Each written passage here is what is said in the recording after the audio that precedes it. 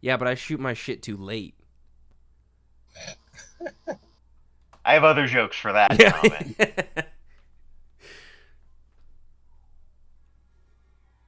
I am going to use one. You don't typically shoot it so much as squirt it, but yeah. Me personally, yeah, it squirts an awful lot. You shit in space, it push Hey. you upward?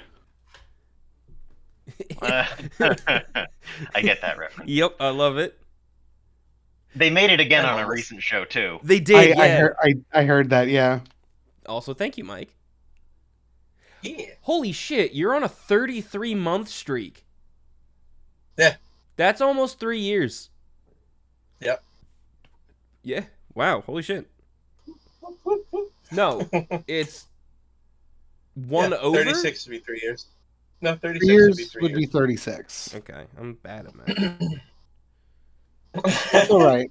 As I like to frequently remind people, I have a master's degree and do not know how to do long division. Is your master's in long division? No, All right, but I then I think think it's you're good. very funny. Hi, my name's Daniel. I'm 19. Never learned how to fucking read. The frequency at which someone asks me to read something and I will say, I don't know how to read. And they look at me like, hang on, have I ever seen him read before? Is that a true statement? But you have a smartphone. It has pictures. You don't make it to 30 not knowing how to read and don't know how to pretend you know how to read. It's Also, very impressive that you know all these. You've got all the information out of this many rule books without being able to read. to be a little jealous of what Mike is doing, I don't have the ability to like maintain the time, which is why mine is not that long. Like right now, I can't resubscribe. You also don't have to. Oh, is that? I just have it as auto. I never Ah. actually stopped it. Damn. Yeah, mine. I don't have that option, so like I don't know what to do. Also, Kenny, it's the free Prime one, so like what else am I gonna do with it? Nothing. That's also fair. If you can do something positive with it, if it helps you in any way, shape, or form, you can have it. Otherwise, it's going to sit in a digital box doing digitally nothing. I think a Prime subscribe is like directly giving me $5. Well, then I'm going to keep trying to do it. I can't seem to do it right now, but eventually I'll do it again. What if I just refresh the page while we mumble a little further away from the start of D&D? You know, it says resubscribe, and then does not give me the option to do so with Prime.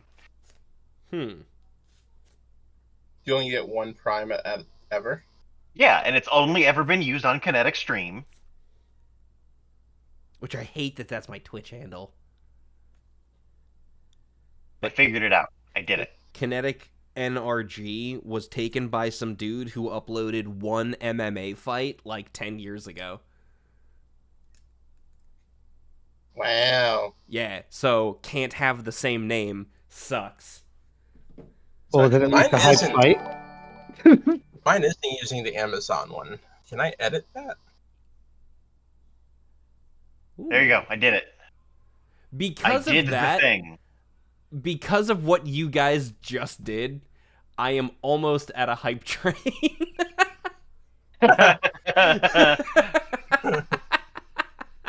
If I could help more and actually achieve whatever the fuck that means, I would do it for you.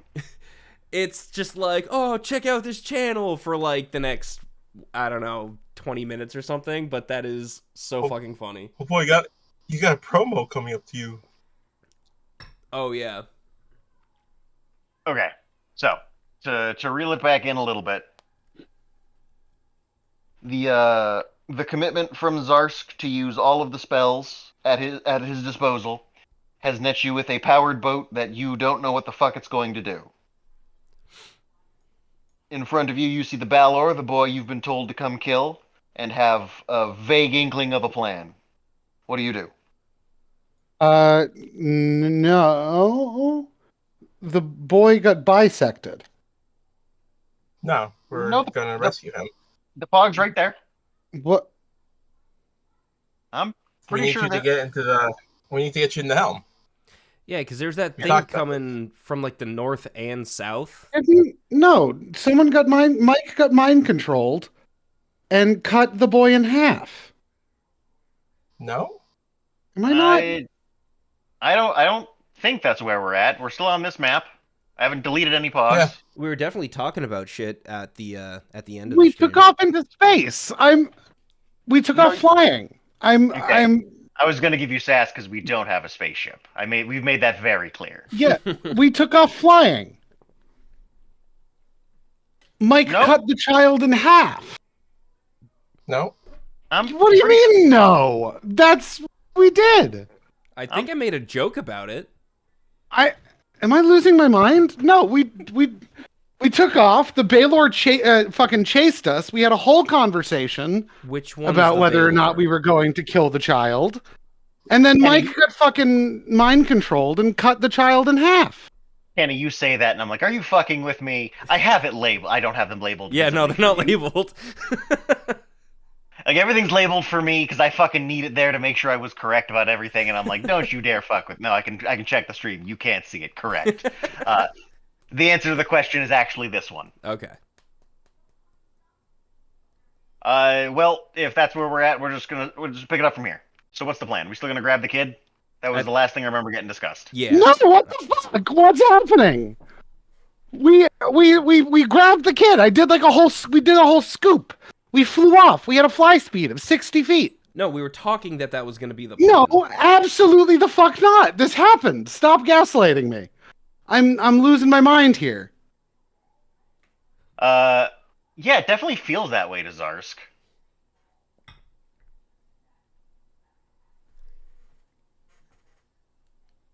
This does all feel super familiar.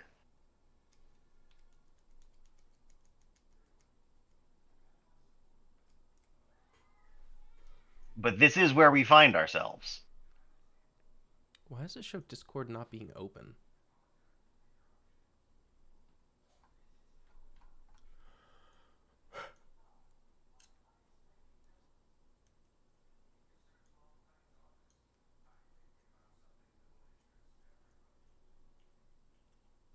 All right, Alex, I love you. Take a breath. I got a feeling you're muted and screaming. No, I'm trying to figure out what I am meant to do here. Well, you've just dumped your spells into the vessel. That's I sure have. arson in the thing, right? Yeah, but we didn't fucking move shit. Oh. Like, frequently things did not move on this boat when they could have. I don't want to say should have, just could have. I guess that's fair.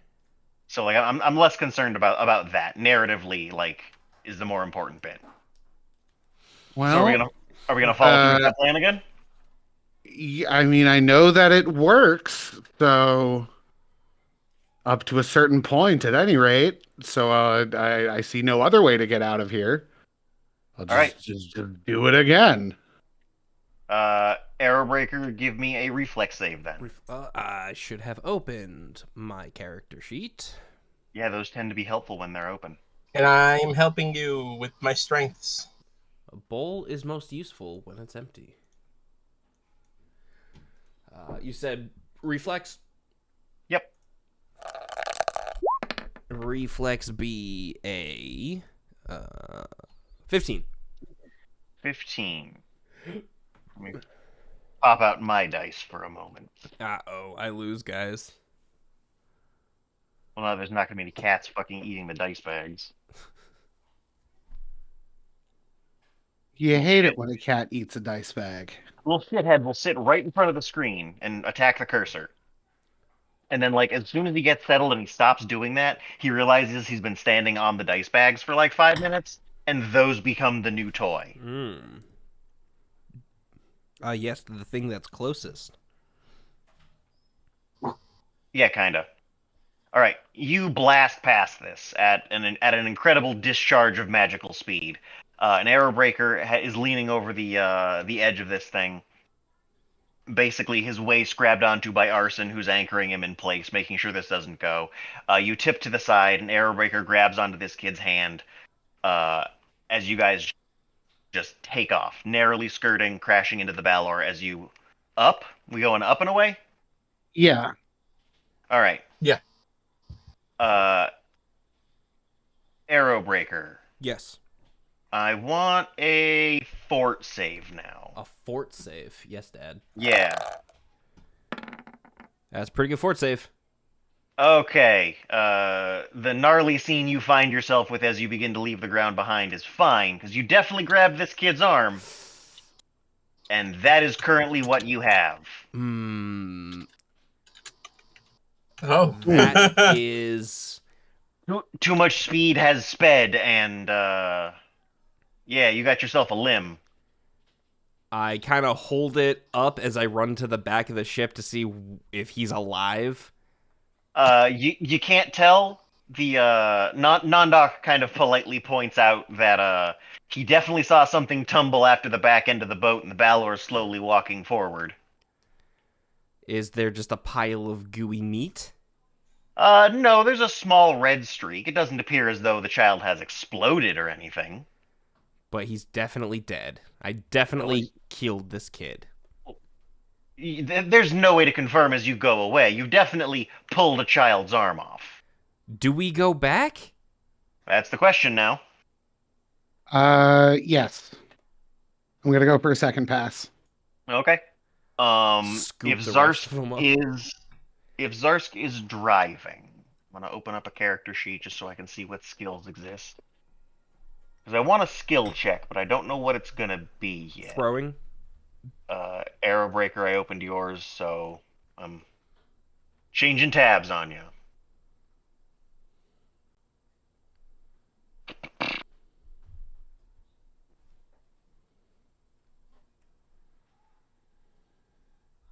Because I wanted to say ride, but you're not necessarily riding, you're driving.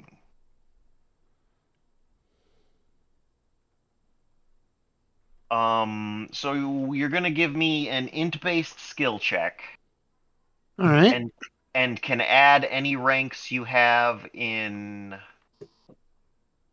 I'm your gonna go ahead and use a DM point on that nat one. in your choice of either ride, Okay, that's better. survival, or concentration. Oh, that's gonna be concentration. Let me go to my skills. I get an additional 10, so my 10 becomes a 20. Okay. Yeah, given that the gravity aims towards the ship, there's not. It's a little disorienting watching like the ground peel up on you from above. But everybody's feet sticks to the ship. You double back. But as you make this pass this time, the Balor is standing between you and the target, whereas before it had its back to you, kind of like shrugging you off that you were no threat. This time, seemingly taking it more seriously. Uh, Does that change the level of does that change the sort of approach you're going for? I mean, I'm not gonna ram the guy, but the goal is to swing the ship close enough that the Goliath on the pad can scoop him. I assume we've got a certain amount of distance between the ship itself and the little surfboard thing. So I'm going to try to move the ship around the Balor, and the sort of get the Balor between the ship and the surfboard, if that makes sense. Yep. Well, but, let me see if Remember I've that got- the little hovercraft does not go the same speed as the ship. Yeah, but you said it should have enough to like grab and come back, yeah?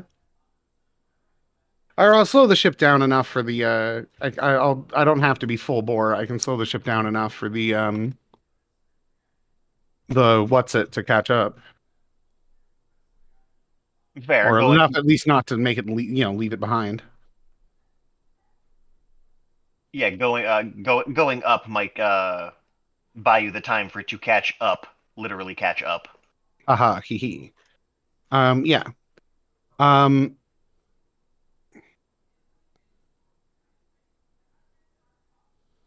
Can That's I fine. I'm just checking cast something real quick.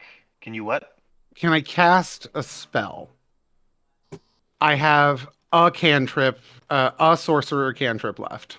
Yeah. And a few wizard cantrips because I can't use them for anything. Cool. Give me a second to see what cantrips I have prepared. Let me bring up the appropriate Discord. Prepared spells. Okay, cool. Use one of my. I'd like to cast Mage Hand. Okay. Is the Mage Hand itself is invisible?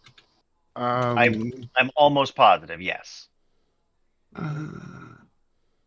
You point your finger at an object and can lift it and move it at will from a distance. Oh, so it's actually not. You don't actually summon a Mage Hand. You just point at a thing and levitate it. Which is odd because I do definitely have like a Mage Hand piece to put on a board. Well, That is an official you D&D summon a little Mage Hand. No, I thought it was a 3/5 thing because there was definitely a spell in there that wasn't a 5e spell, but unimportant. Yeah, the fifth ed version of Mage Hand summons an actual spectral floating hand.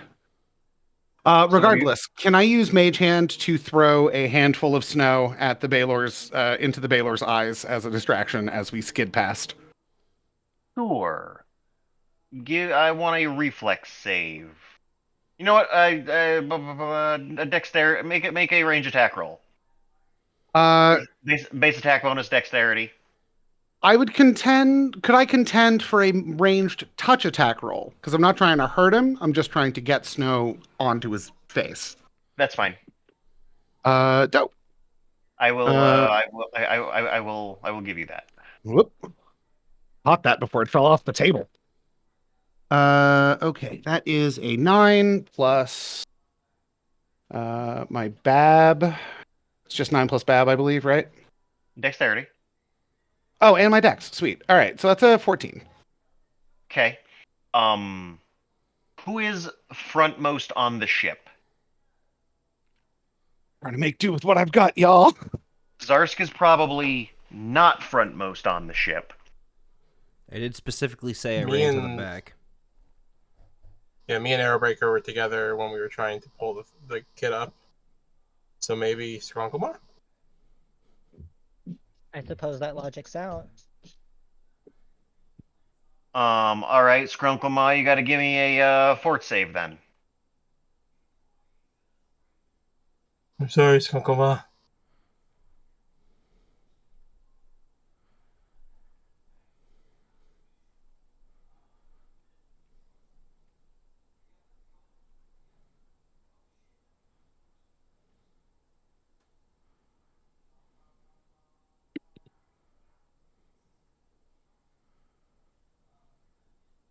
If your character sheet, okay, cool. Out of curiosity. Okay. As you go by, Zarsk's seemingly his will alone skirts some snow up and flings it at the Balor. But the intense heat this thing is radiating just seems to melt it in place. The Balor locks eyes with Skrunklemar, and Skrunklemar just implodes. As though their heart was sucking in every aspect of their mortal being, just completely engulfed on itself, and nothing remains. Huh? Lorch. What? Holy shit. There's no Sorry, body. Squidgy. Was it 26? There's no body left. Like I said, it's as if something in the center of their being sucked in every ounce that they were into nothingness. Can There I is ask nothing a horrible remaining. question? Mm-hmm. Was it clean? Yeah, I can't see why it wouldn't be. The speed at which it happens, I have to imagine it would be rather clean. Okay. What the fuck was the save on that DC? Oh my god. In that moment of horror, seeing what will inevitably be based on reactions, everybody's complete fucking shock to Skrunklemar disappearing into their own chest cavity. Yeah. The Can I make Balor like a knowledge planes check or something to see what just happened? knowledge arcana. All right. I'm gonna, I'm gonna, I'm gonna roll that real quick. Oh my god.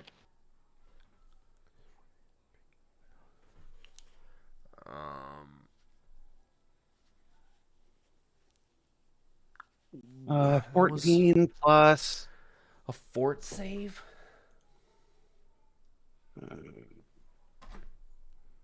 Ooh. It's a 24.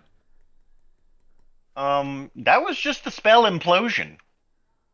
Fuck. Real simple. Save or suck. Suck really sucks, but that's it. What was the save on that? Irrelevant. I'm not gonna share that. Cool. But This is gonna as soon as happen this again. feeling, yeah, it could happen. As soon as this feeling of absolute horror sinks in, that the Balor just has this as an option, Well, hold on. Does Chris have any like DM points left? you find yourself at the helm of the ship, having just emptied all of your spell slots into the engine, preparing to blast at the Balor and save this child. Oh, hold on. Chris's headset just died. What a coincidence. I have just died. What a coincidence! Their headset went the same way as Skrunklemah. Well, hold on though. If they had some DM points, could they have pumped that save up? They didn't really get an opportunity. Did you hear the second part? No, I didn't. As this feeling of Oh, fucking. hold on. Gotta wait till Skrunklemon gets their headset plugged back in. Okay. It died. They needed to grab a charger. Ooh, Well, then let I have me a know when second they're to back. grab my thing.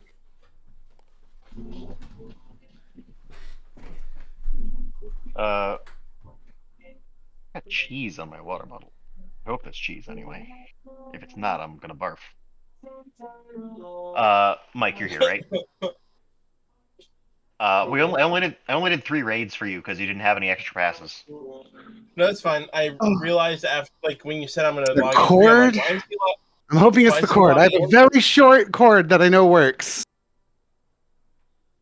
Try again, Mike. And then, like, when you say you were logging in for me, I'm like, why is he logging in for me? I thought, okay, whatever. He's probably doing a trade. And then, like, I was dead. I thought for some reason that the raids are tomorrow. No, and I I had got to the movie, and I'm like, oh, today's raids, and he's already in. I can't log in now. you could log in and buy stuff. You just need to tell me to swap out. But the raids were broken today. Oh, I'm Yeah, back. Hello. Raiko never got hello. enraged. Until like Weird. 4 o'clock, Raiko never got enraged, so it only took like 20 seconds to beat it with a big enough part. With the group I joined, there were like 12 of them, and it took them legitimately like 10 seconds to start to finish it. But then I had an anxiety attack because they were going real fast, and I couldn't do everything at once. And even when I was just playing with a few people, 4 of us were able to beat it in like 20 seconds because it just never got enraged. We never spent the resource. We just went for like fucking 4 hours straight. Yeah. Only come the end of the event did they fix it, and it got Shadow Ball and got enraged. So close to when we were winding down anyway, it went back to normal, and I ran out of resources. But as this feeling of absolute horror at what this Balor can actually do sinks in, Skrunklemah just nowhere to be found. Zarsk, you find yourself at the helm, having just emptied all of your spells into the ship's helm. Facing the Balor and this child with half a plan in mind. Fuck. Okay. Sorry, hurry up. Me and Narrowbreaker are ready. All right. Be careful. When you grab the child, go for its body, not its arms. I send the message at Why? the child. Just trust me. Okay. I Alright. send. Say so. I shoot the message at the child. And I try to temper the speed as we launch to give them, to not literally dismember the child. Yeah, to get them on the boat as opposed to On the boat. Yeah, as opposed to what just happened. To get them on the boat and not on the boat. All right. You blast off, peeling to the side so that Arrowbreaker can lean over the edge and grab the child. Give me another reflex save.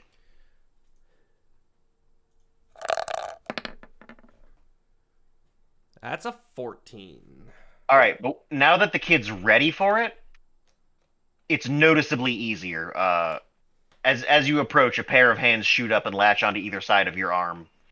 As the kid grabs back, as opposed to you just grabbing their forearm. Mm-hmm. And you take off. Nice. Zarsk, give me a fort save. I will tell you, to be fair, it is not implosion. Is the DM point that I consumed in the previous loop still gone? No, you have that. Cool. I rolled a 19, so if I don't make this save, I'm gonna add 5. 19 plus 2 for 21. All right, you are currently not making it. I'm going to add 5 points. All right, you 'Cause- still do. You still do not make it. That is 1 point shy of the best I could possibly have done, so there's nothing else I can do for this. Well, nothing happened to you directly, but the helm of the ship did shatter. Oh, okay. That's very bad. Sarsk? That's bad, right? So you have the kid. You can pull him up, but you do not appear to have any means of controlling this thing anymore.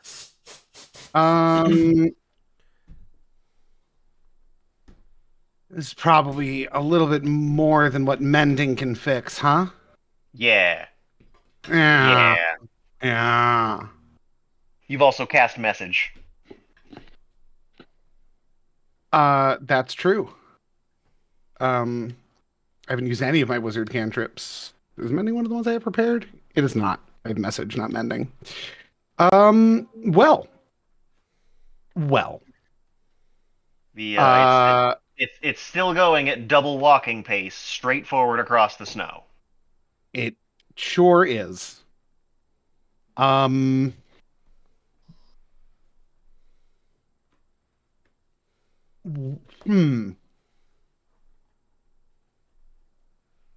Anybody else have any ideas? I don't know how this magic works. Why did it break? Your guess is as good as mine. Something the Belor did. Is there what do I see here amidst this wreckage? Give me 1 second. Sorry.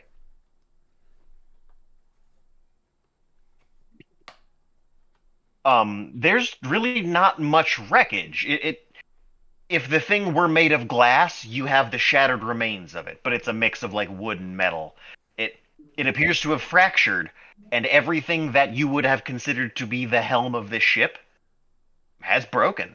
Like you dropped a glass sculpture on the ground. Are we still flying half a ship? Not half a ship, the whole ship. You just have no steering wheel anymore. Oh. You have no way to change the input effectively. If we all lean in one direction, can we turn the ship? To clarify a little bit, the helm basically is what tells the ship to do anything. That's why someone needs to be at it. That's why you can let go of it and it will still coast forward however you were doing it. Because it has not received a new input, be it a manual turn or more spells. So at this point, having been at the double walking speed, which isn't super fast, but is definitely way faster than any of you can currently go. It is hovering a few feet above the ground, just headed straight forward across the snow, the demon army being left behind you. And no, due to the way gravity works on the ship, all going to one side does not seem to produce any effect. Is there any, like, rudder that turns to change our direction? Or, like, flaps? Yeah, I'll give you a yes. Just due to the nature of the pug I'm using, I'll say yes. Can I do a strength check to try to control it manually from the fins themselves? Sure. I will assist.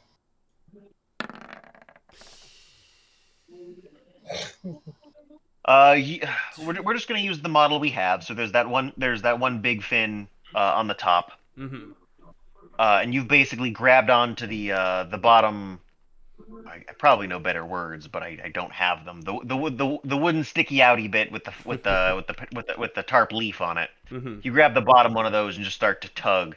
You're slowly turning it, but it's definitely the speed at which you're turning it does not seem to have a noticeable effect, if any. It seems like, again, without the input from the helm, this is set to where it was.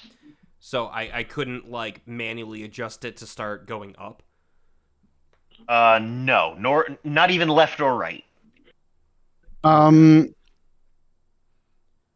Can I cast detect magic to see if there's any magical components still extant around here? Like if it's slightly telepathic. Sure.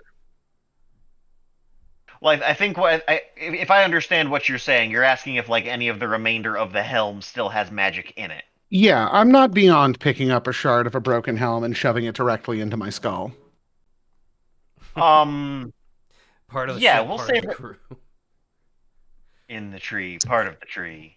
Uh, Uh, I'll give you knowledge arcana.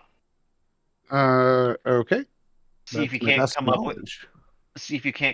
anything that might Uh, sure. 9 plus, I believe that's a 14.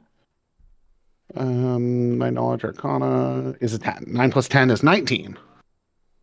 um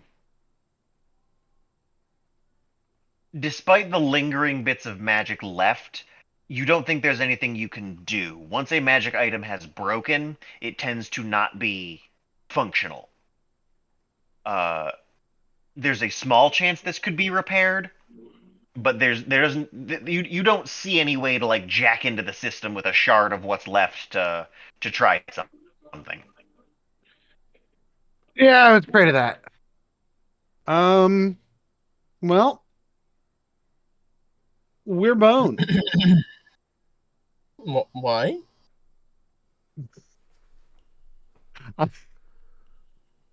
I'm out of spells, man. We're stuck here in the middle. We got no way to control the ship. Are you Uh, are you staying on it?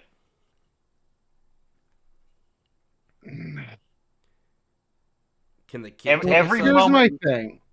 every moment that has passed, that chance you're going to crash into, you're gonna ramp off a cliff. You're gonna wind up pointed in a direction you don't want to be pointed. Scales up. Where are we in relation to the endless horde of devils?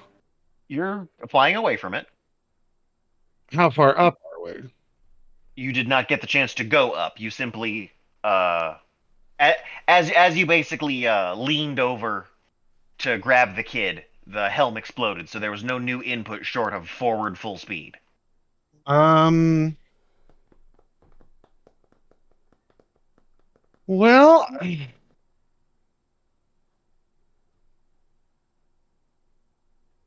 I don't know that Zarsk is willing on his own to abandon let me click on my inventory button. Yeah, 20,000 silver pieces. So Zarsk is more willing to ride the crazy train than to abandon it. Uh honestly,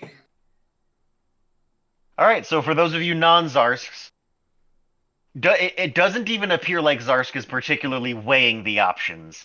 The solution you see Zarsk committing to is how do I fix this, not how do we stop being on this.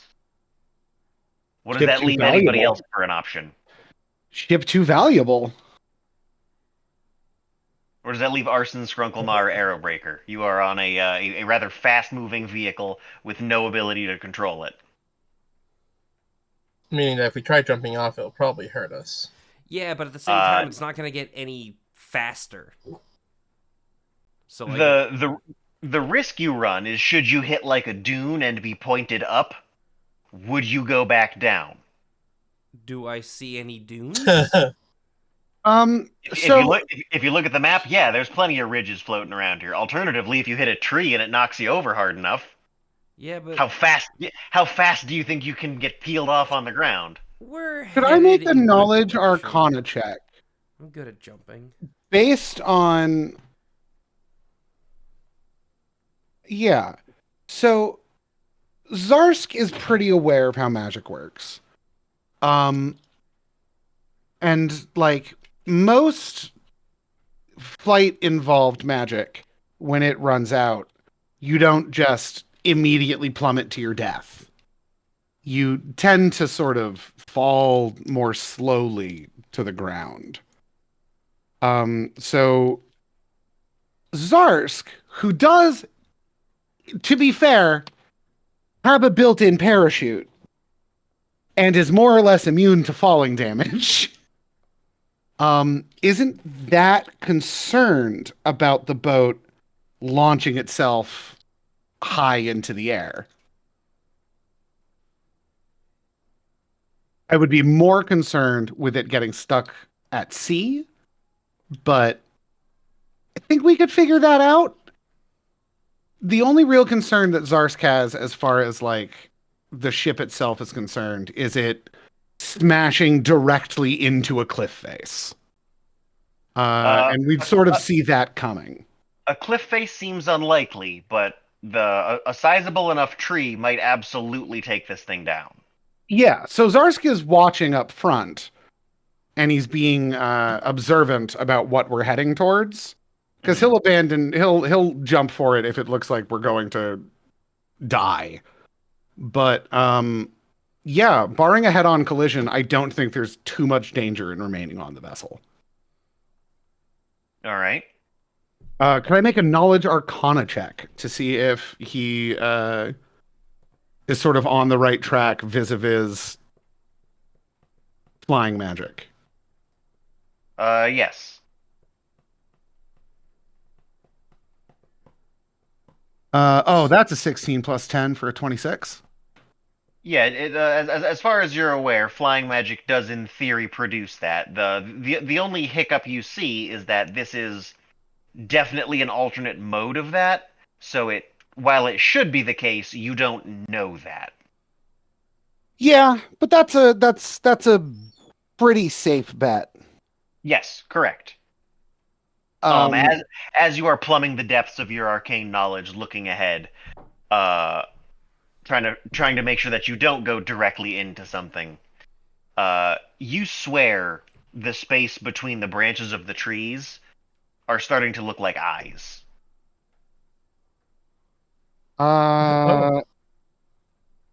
Comforting.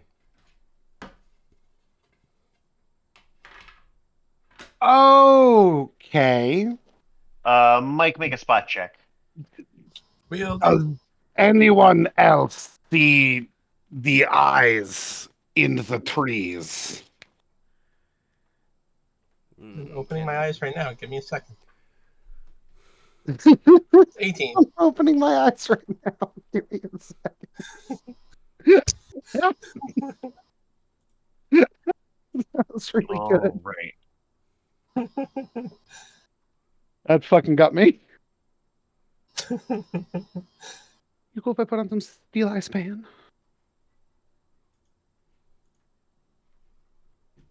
I need just a moment for you. Okay.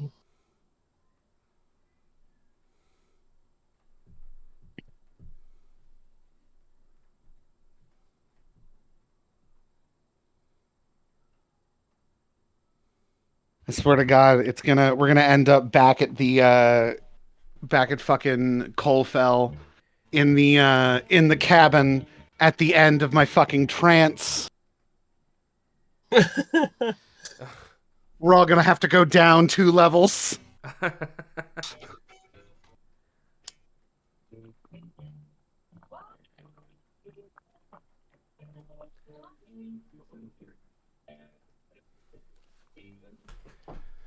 I'm sorry, I still just need just a moment. I guess I had this typed out elsewhere, but I am trying to work on just something real quick.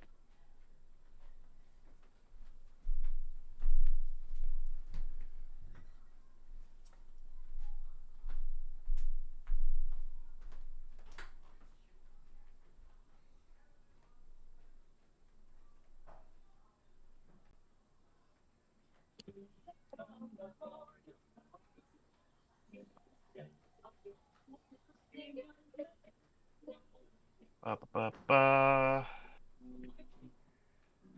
Zarsk is looking forward at the trees, looking at the eyes in the trees, and wondering when this loop is going to restart. Turns out it never does. This is the real one. Well, if it's the real one, it sucks because Arson, you turn around in time enough to see this little lash of fire strike out at you. This whip cracks 3 times before you realize you have even been struck. Do you have any sort of damage reduction or physical or energy resistance right now? At this moment, no. I wouldn't be expecting it. It is 30 physical damage and 20 fire damage.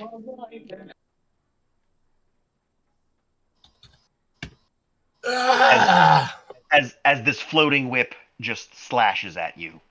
And then you go bloodthirsty, and I'm in a rage. Not quite, because as this thing slashes at you from behind, whether you turn to see it or not, from the other direction, a sword comes down to meet your shoulders as the Balor standing on the deck leans in to strike you. No. The first hit deals 8 physical and 3 fire. I have missed something important. Hold on, 8 physical and 3 fire? Yep.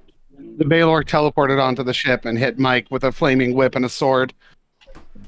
That So is 18. unkind, sir. The next hit is 12 physical and 6 fire. IDR lets me live. He misses 1 in the middle, and this last hit is 10 fire and 10 physical and 5 fire. I'm dead. Arrowbreaker, you also take 8 fire damage. So does the lizard, and so does Nondok, because he would also be there. As this thing is just radiating a blistering heat. You said -5? Yes. And as Arson drops perforated rather effectively, Zarsk finds himself at the helm of the ship, having just dumped all of his spells into the helm, ready to blast forward and grab this kid. I'm gonna go ahead and add that 5 back. Yes. Okay. Airbreak, you ready to grab the kid? Yeah, aim for the waist.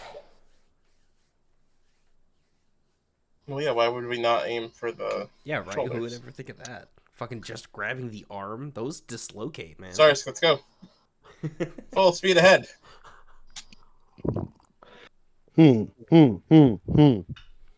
I see. Let's fucking Burnsley drift. Zarsk is having the worst experience of his life. And he Airbreaker's just real optimistic about this plan. and he has just experienced. I want us to put in perspective the week that Zarsk has had, because it has not been a good week for Zarsk. He does his ritual and then finds out that his entire clan has vanished from the face of the earth, and now he appears to be stuck in fucking all you need is kill. Ah, I see. Zarsk is our Brook. I'm sorry, I don't know who Brooke is. The skeleton The from One Piece. It's a One Piece reference, but what do you mean? He joins the crew, Yeah. and after like a bunch of really shitty things happen to him, for the second shittiest thing to ever happen to him, to just Fair, happen okay. the immediate next thing. All right, fuck. Okay. Jesus Christ, what tools are at my disposal? Not spells. I have 1 sorcerer cantrip to work with. Go ahead and roll Knowledge. I'll say Arcana. You're gonna get a -5 on it. Okay. I take it my DM point is back. Yes. All right.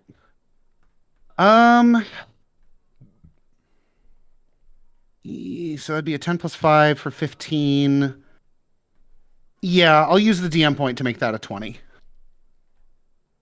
The having done this, this being the 4th time around, the exact moment at which you seem to be returning to seems likely to have been the catalyst to cause this. What's causing the resets, you're unaware of, but it seems like, unfortunately, the use of all of this magic in the localized spot appears to have created this nexus point for you.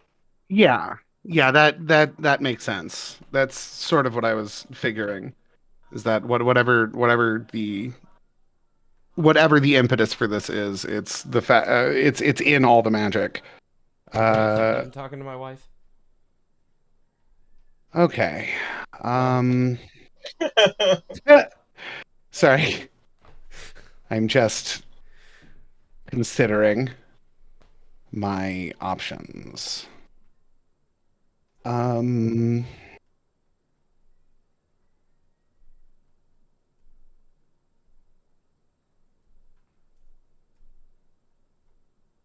Got the boat. Boat goes very fast. Boat goes broom broom. Boat goes vroom vroom. We could ram the Baylor, but that would absolutely kill me. The world of Dungeons and Dragons does not believe in airbags. Nor does it truly understand how collisions work. No. Let's see. No, it definitely understands terminal velocity. That's your 20d6 fall damage. Yeah, but you don't hit terminal velocity in 20 feet. Well, no, you It's would. not 20. Yeah, you It's would. not 20 feet. It's 200 feet. That'd be. I think it'd be every 10 feet is a d6, so it'd be 120 feet hits you terminal velocity, which I do think is too fast for that. Yeah. I will give you that.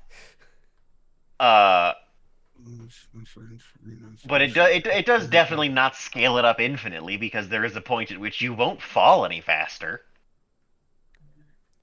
Yeah, but like, I guess I don't know the percentage of terminal velocity you need to be to die on impact. Well, that if you reach terminal velocity, it is called terminal velocity because you terminate. Well, No, it's called because the terminal speed velocity is because you terminating. can't. Yeah, the acceleration has terminated. You can't accelerate anymore. Can't get any faster. Unless you put like jet engines and point them down. Then you can get hella faster. Yeah, but that's just velocity, not terminal velocity. Okay. Fuck. All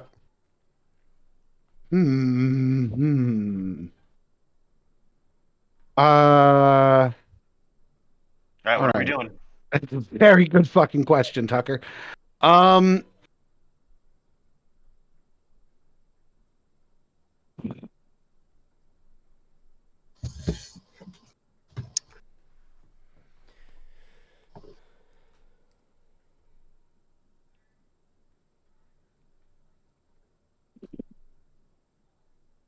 Okay, well, going towards a Hellmouth would set me on fire and kill me. And that's not good.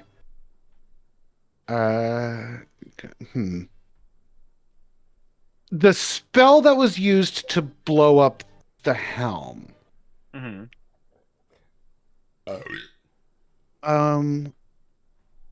Probably required line of sight thereof. Yes, we take his eyes out. That would be very useful. I would love to do that. Unfortunately.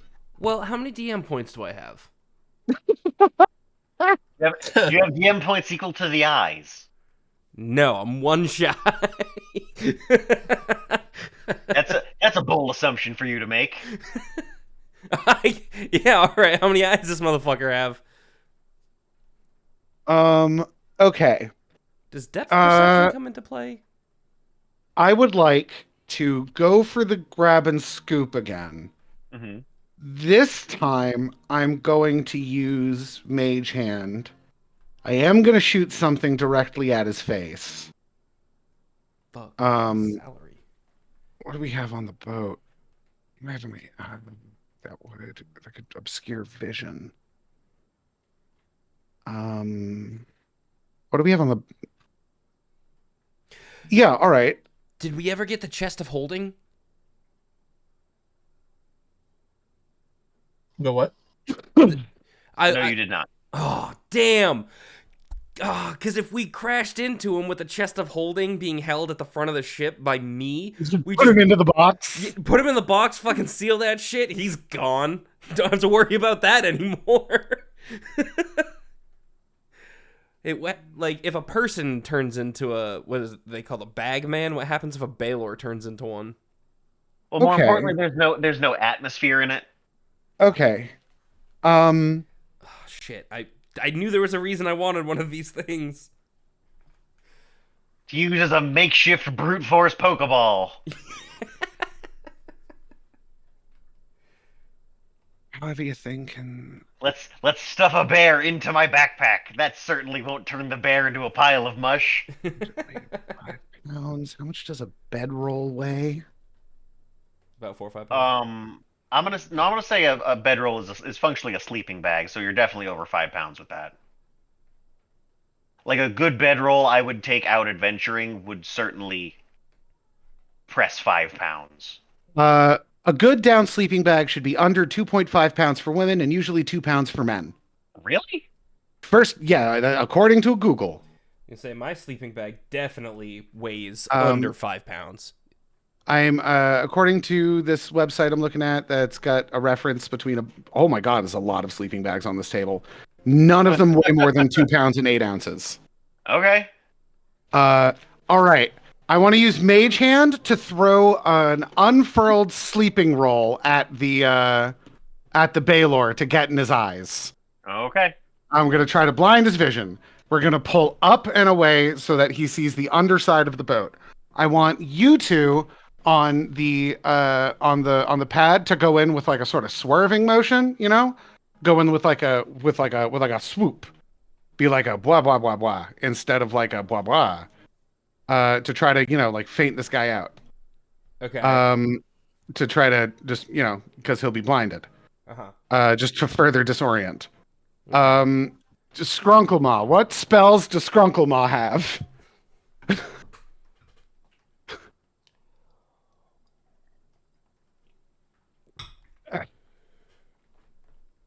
All right, I am going to require something to happen before we plan any further because Yeah, okay. You got Dispel Magic? Okay. So if the dude tries to implode, prepare to use Dispel Magic to counterspell the Baylor if he tries to cast something. Grunkama's gonna do that. Okay. Go Team Venture. All right, give me that range attack roll. Okay. Range touch attack time. All right, that's not too bad. That's a 20. All right. You get the sleeping bag held out like a banner behind you and fling it basically as you skirt around this fine upstanding gentleman. It's not so much the blanket that blinds him in the slightest because it's mostly burned up as it gets close. No, I'm But betting that- on the explosion of feathers. Yeah, there is still a bit of ash and feather in the way that will definitely cause him to be distracted, if nothing else, for a moment. Arrowbreaker, if you're grabbing the kid, I want a reflex save. I'm helping. Reflex. That's this click. Look at that throw. They have been getting fucking worse every time I've rolled this. This better not be Well, the one that sticks. Well, the beauty is this time it seems to work. Okay. But part of the problem is with no warning. It seems like the boy doesn't know quite what to do as you reach out to grab him, and you hear him scream out in pain as you definitely dislocate his arm. That's But better it is than still- ripped off. Healing magic. Yeah, it is still attached this time. Sorry, kid. I don't care.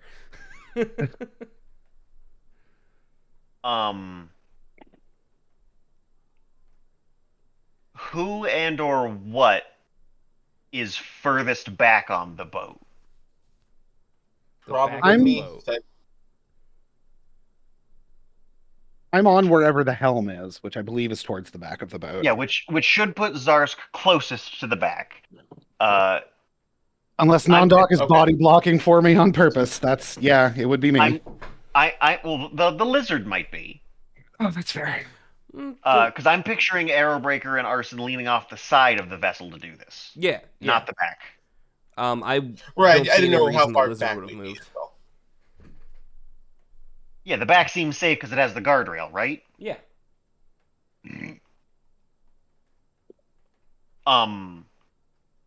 So the plan was to grab the kid and then what? Up? Yeah, pull up and get away. Just try to maximize our distance from the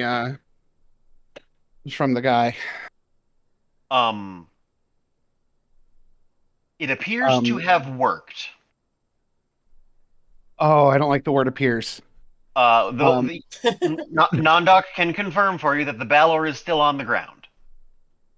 As you pull the kid up, and get him onto the boat. We did it. No, It was here somewhere. no, Tucker would not have asked where I was on the boat if that did not matter. I need a will save from Arson the can't hear this god talking. I need a will save from the dinosaur. A will save from Diney. He's under summons. Not dinosaur. I love that guy. So D20 plus 4.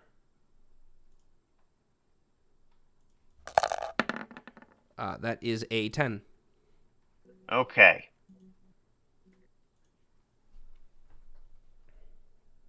So as you begin to peel up, anybody facing backwards can see this kind of like black rift open up.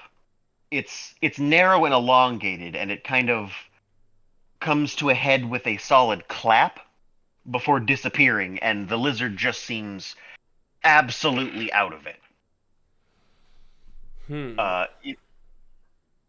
Get this lizard away from me. That's nope. You don't have to worry about that.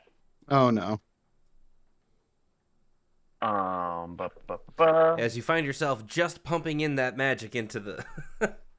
No, at the back of the ship there is just a massive hand. Gnarly fingernails cling into each of the rungs of the railing at the back, as another matching hand, almost like an eagle claw meets a gorilla arm, grabs onto the lizard, dealing 21 physical damage to it, before the rest of this beast kind of hauls itself up, massive set of tusks, tiny little wings on this flabby, disgusting-looking demon as it deals 30 damage to the lizard when it puts it in its mouth and begins to chew. What's death? Negative Gone. 10. You said how it took another 30? Yes. Oh, all right. The dinosaur's still in this thing's mouth as it appears to be flapping, trying to pull the ship downward. Your ascent has been slowed significantly by whatever the fuck this is. I guess it's not whatever the fuck this is. It's a Nalfeshni. Yes. It appears to have come out of nowhere and attached itself to the back of the ship. Elf. Indeed it has. I prefer Can I Zipper Creeper. try to shake it off? Sure. Give me a d20 plus dexterity plus... I'll give you dexterity twice. Okay, with a d20 plus 6. That's not too bad. Hey, 19 plus 6 for a 25. Can I yell out to my friends? Get down or grab onto something. As I start just trying to wiggle this man's off of my boat. It seems to work well enough. The Nalfeshni doesn't seem to have any ability to hold on short of just grip strength, and it lets go, though the dinosaur is still in its mouth. Everybody on deck give me a reflex save. Does the lizard get anything? No. The lizard is dead. Yeah, the lizard Not gets yet.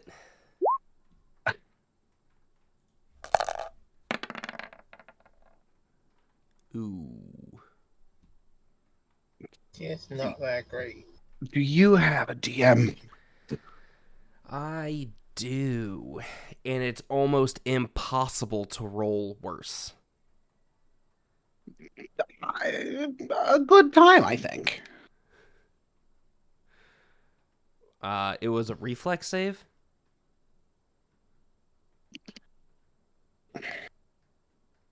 Yes. Yes, it's a reflex save. You rerolled and got and done better, I assume? No, I am rerolling now. Goodbye, DM points. I think I'm going to use 1 to bring mine up to 19. There we go. That's a 19 that turns into a 29. Okay. Watch the DC be 30 anyway. What did everybody else get? I guess the only thing I need to know is what Zarsk got. 19. I'm in the chair. I wasn't aware that I needed to roll one. Everybody on deck. Okay. Roll one I shall. 11 plus. Where the fuck are you, Reflex? 11 plus 5 for 16. All right. Everybody with less than an 18 take 57 electric damage. Ooh, I dodged that one with the DM point. Is it too late to? Is it too late to use a DM point? You can still use your DM point. The DM point will have the damage. All right. Well, it was nice knowing y'all. I am dead. Zarsk, as you feel this lightning course across the deck like a web shooting through everything, you swear in the gaps between these bolts, you can see eyes looking back at you. Can I identify what the eyes look like? Mostly reptilian, just due to the nature of the shapes being made by the electricity. Okay. And as you come to that realization, you find yourself having emptied all of your spells into the ship's helm, ready to blast forward, though this time is probably the most jarring. Arson, standing 3 foot tall, a kobold of no draconic origin, stands ready to brace up against Arrowbreaker, your dwarven ranger. Alright, gotcha. The small dog at the back of the ship looks on, worried. I got ya. Nondok, who you're assuming is probably this stoic-looking young elf at the side of the ship, is eyes keenly fixed on the Balor. The crew's halfling Skrunkle is poised to take the direction, and you, the half-dragon Zarskatharix, stand at the helm. Half-dragon, half-human, for the record. I feel gross. What was I? Zarsk hates this. So this perversion of his form has Zarsk almost more upset than the fact that he's everything else that's going on. What was Arrowbreaker again? To be merely half dragon, A dwarf. half human. Well, you're gonna have to lower me a little bit more. I'm trying. I'm so tiny. I don't got no wings to hold you. This doesn't fucking work. guys hanging off the side of the boat. Despite the giggles, Um, nothing seems to be out of place. Everything seems to be exactly as it was. Yeah. Keen eyes might notice that the Balor's weapons have switched hands. Zarsk, though, recognizes that things have changed. Yes, this Okay. is definitely not what has happened 4 times now. Can I roll knowledge arcane? Sure. By the way, any spent DM points are back. Yay. Yes, I good. imagined 24. Sorry, what's with your accent? Yeah, mate, you're sounding a little weird today. Do you want to spend a DM point to boost that? Yeah, I'll answer that leading question. Yeah, let's go ahead and make that 24 into a 29.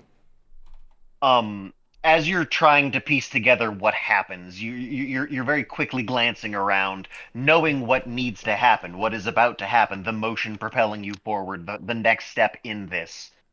You can see almost echoes of yourself, almost entirely kobold, which would now be about hip height or lower, kind of at your waist.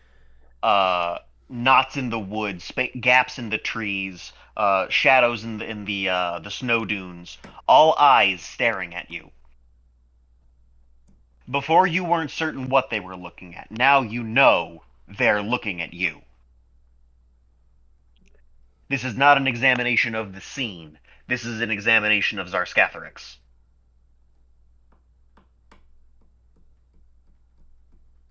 All right. Okay. Zarskathrix looks at the eyes. And he looks at the across the scene, and he takes half a moment to take everything in. He changes the bearing of the ship and aims it directly at the Balor. Okay.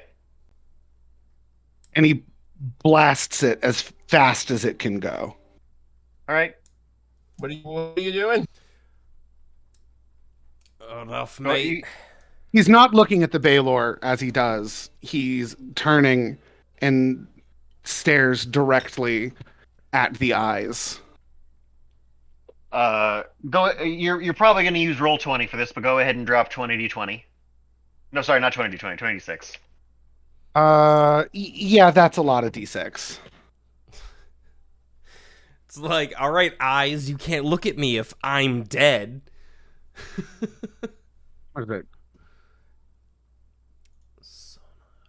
If you do slash roll 20d6. Whoa, that's a lot of dice that just came across my screen. So you change the bearing of the ship just a little bit, experimenting further with whatever this is, and just go straight into this demon.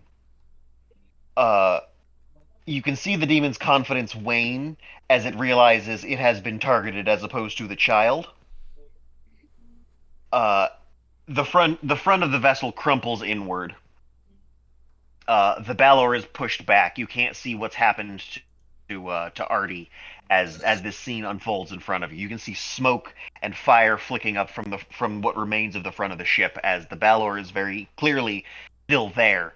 But the shock of this jutting everybody forward, giving you just enough of a view of this absolutely fucking bodied demon.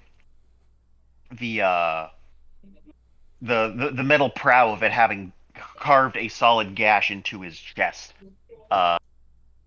Steaming blood pouring down its sides as everybody on the ship is thrown forward, taking what is this? 163 damage. I'm dead. Ow. Everyone is dead. I rolled my damage back, which is why that number is bigger, in case anybody was curious. I Can I shout something as I drive the ship into the demon? Mm-hmm. I am Zarskathrix. I am dragon, and I will not be toyed with.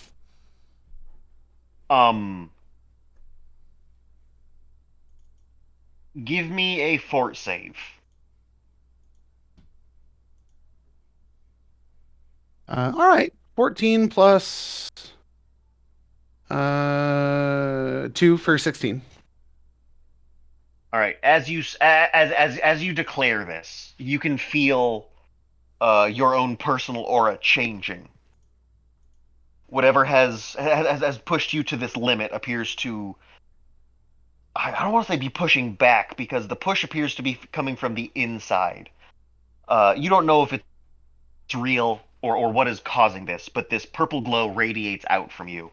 And as you make this declaration, you can feel very much like an umbral specter around you of an actual full-blooded dragon. Help you echo this cry out. This does not change the emotionless stare of these eyes as you crash into the Balor and are thrown forward on the deck. Before you feel any pain, feeling yourself empty your reserve of magic into the helm of the ship.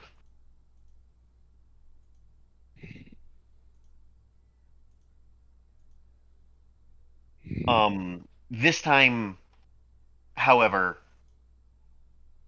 it feels different. That unsureness you had felt before in these iterations, having lost track of how many have actually happened, what has actually gone down, what you could have done, what you need to do. In all of these iterations, you have not felt this level of security. Like, this one counts. All right, Zarsk, you ready? We need to grab this kid. Do I see? I examine the knots in the wood. Do I see any eyes? No. No.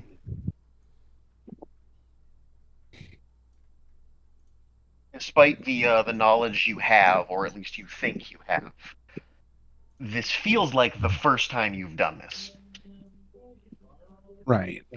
And this is, in all of these iterations, regardless of what has happened previously, this is the first time you have felt like this is the first time you've done this.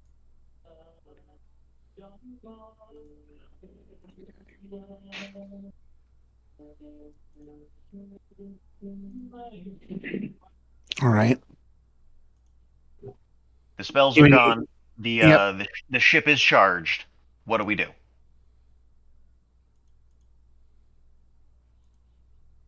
I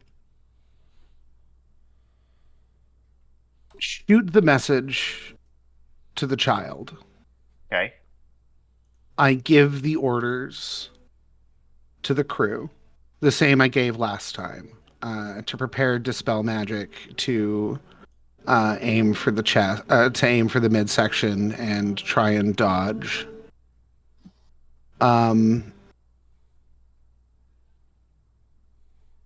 I, instead of using Mage Hand to grab the sleeping bag and launch that, I want to turn that magic inward. I want to focus on that feeling that came over me that when Zarsk declared who he was. And I want to try and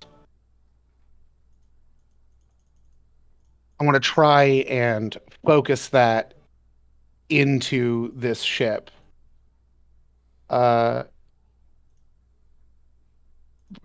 Just focus entirely on the maneuvering and the control and putting as much of his own essence into what he is doing as he possibly can. Give me a spellcraft check. and tell me what the next step is going to be. Spellcraft is okay. Oh, well, man, my spellcraft is really good. That's a 28. And then with this attempt at drawing this inward power out, what is the plan? To just do what you have done before? No. As soon as we have the child, I want to try and project a. I've got Amethyst is his bloodline, and that's they draw their power from force magic, and I want to try to encase the ship in a repelling force, trying to keep everything on the outside out and everything on the inside in. As we try and make our egress. All right, Arrow Breaker, give me a reflex save. If it's a 10, I might piss myself. It's a 19. I get plus. Okay, 10. good. You're not going down by 2 every time. You reach out with knowing that Arson has your back, quite literally, and you grab the child. But as you do, as you hold on to this kid, the world effectively turns grayscale. Okay. If anybody has knowledge of the planes, you can roll it. I didn't do well. I do not. Asterisk means you can do it untrained? With knowledge is the best you can get is a 10. Asterisk means you have to be trained in it. Got it. You know, I need to save my DM point. I only got a 9. So you may as well roll. You could get better than me.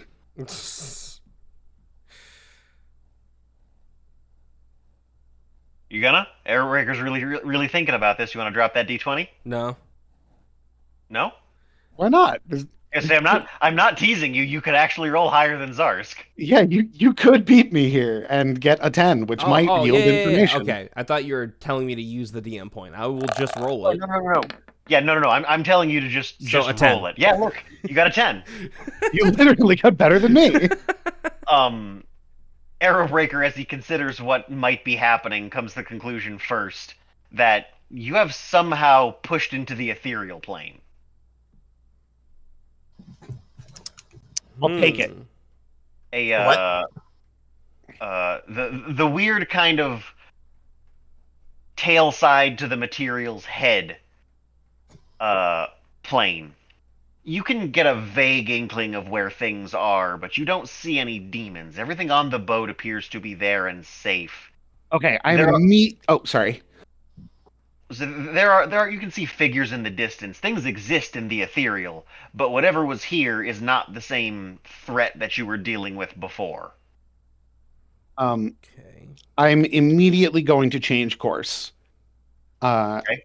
And start going in a different direction from I'm going to go 90 degrees north from wherever it is that we were going. I believe we were going east, now we're going north. The core thing that I need to know, the important bit that I have to understand moving forward is, apart from the discussion of the ethereal plane and what has happened in this moment, is the same conversation going to happen with Artie?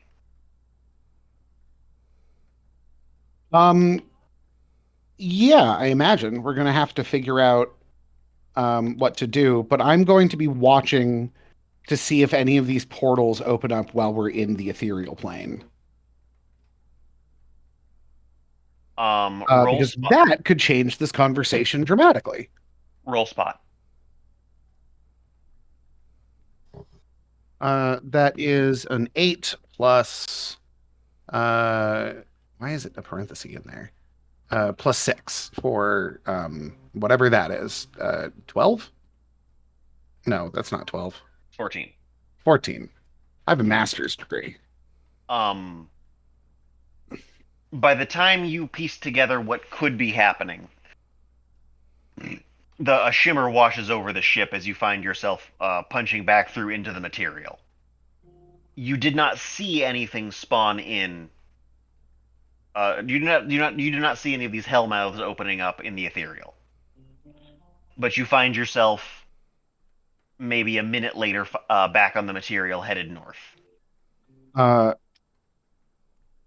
there any demons around? Not that you can see. Okay. We're gonna further change. We're gonna start heading northwest, making our way back towards Colfell. Okay. And like I said, the conversation you had previously with Artie still rings true. His father seems to care about his safety to at least some small degree. A plethora of things have been tried to fix him of this prophecy, but nothing seems to have stuck. You have seen... Zarsk has seen several fates that may come of this. But what do we do? First, I would like to explain everything that just happened to the rest of the party. We went to a weird plane. We came out, I assume. I'm not going to sit here and recap the entire D&D session we just did for the last 2 hours, but we can assume that I do this. Yeah. Blah blah blah blah blah blah blah blah blah blah time loop. And You you mean I say killed I the kid at one imploded. point? Yes, on both counts. I do not think I would enjoy being that short. I don't think I'd enjoy being that short either. How do you do it? I don't think I'd enjoy being that imploded. Yes. Artie seems visibly confused when you begin to have this conversation. Yes, me too, child. I likewise am confused. I have a feeling in whatever organ I have that allows me to sense magic, that we're not going to get another do-over. All right, so All we'll right. just make this one count. Since you're the only one that remembers any of this happening. Do you what's- do you want that answer? Because there's an answer for that. For what question that was asked? The one the thing Alex mumbled and didn't have the words for. I'm not sure. This being the last, the one that counts. No, the magic organ. Oh yeah, Uh, the magic D&D organ. Of course, it's the balls. The Draconis Fundamentum. Beautiful. I love that. Where is it located? In the balls. In the chest. Yeah. So no, that's great. I love that. You are frankly unsure if you have one. Share that if you wish. But that is the organ that true dragons have. Well, yes. I'm going to use it as a turn of phrase, but yeah. Yeah. I feel in my fundamentum that wherever it is, whatever has happened, we are not going to get any more chances.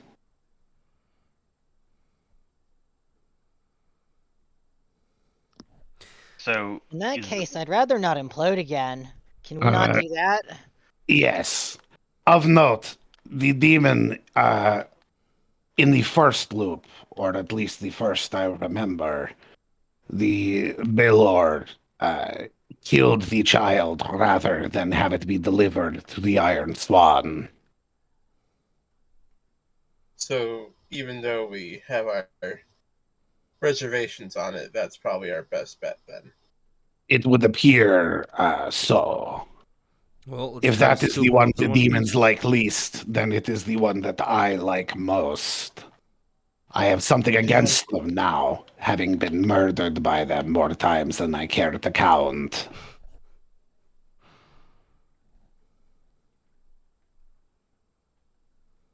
So the plan is to bring me to the Order of the Iron Swan, then. It is the best plan that I have. Uh, do you have a better idea, child? No, not a preferable option. No. No. And I went through far too much to simply kill you. I do thoroughly appreciate that. It does. I will admit it does seem to be likely the easiest out to this, but perhaps there is another way. Yes, easy does not necessarily mean best.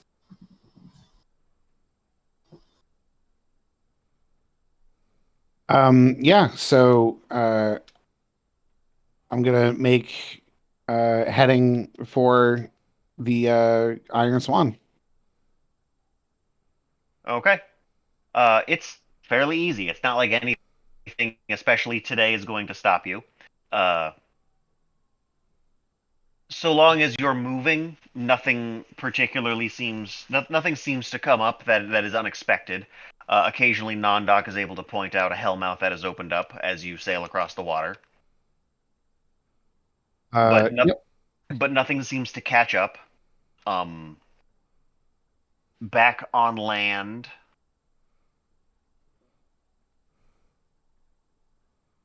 move the fucking thing. It's going to take you 3 days to get back. Because it took you 3 days to get out here.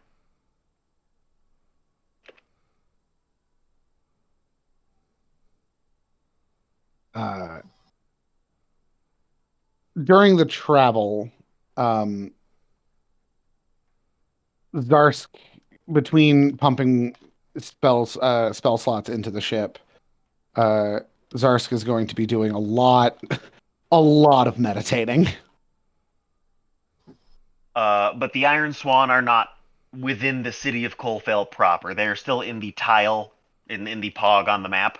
But they are much more of an outpost on the outs. They're much more on the outskirts than they are in the city proper. How would you like this drop off to go? Um, Quickly. I guess the question really bubbles down to: do we need role play, or is it drop the child off, see that an order member takes him in, and that's it? Um, I'm asking what the group would collectively like from this scene. no, I know. That's what I'm thinking about. Um, Trying to think if there's anything in particular I need to explain. I would deliver the information that I had without mentioning uh the fact that I was stuck in a time loop, because Zarsk is aware that that would make him look crazy. Um, I would like he would nevertheless like to deliver the information that the Baylor had expressed. So a little bit of deception here. That the Baylor had expressed that it would prefer the child die than be in their care. So it is in their best interest to make sure that it is alive. But also would warn about the big fuck off army of demons and persistent opening of hellmouths.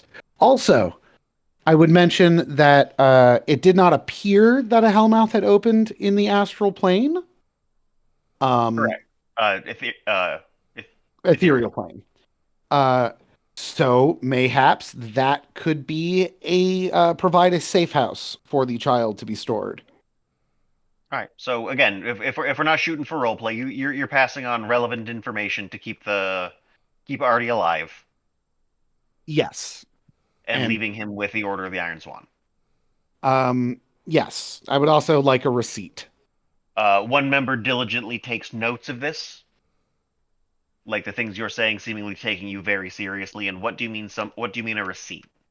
I mean, I would like a note that is like signed with their official seal or whatever, explaining what has happened, so that we can deliver that information to the child's father. Okay. So that I don't show up and be like, "All right, we did it. We saved your kid." And he's like, "The fuck you talking about?" I'm gonna be like, "Bam, letter."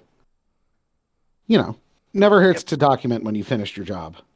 Yeah, you have one. You have that. It's fine. Signed by the abbot. I believe the abbot over here has a name, but I'm not on the right map to find it. Zar's gonna need therapy. Currently looking for the abbot. I believe his name's Costello.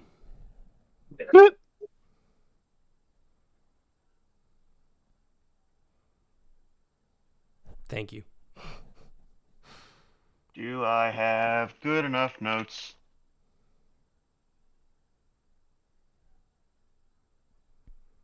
Looks like I do not. I don't. His name is Abbot Silver.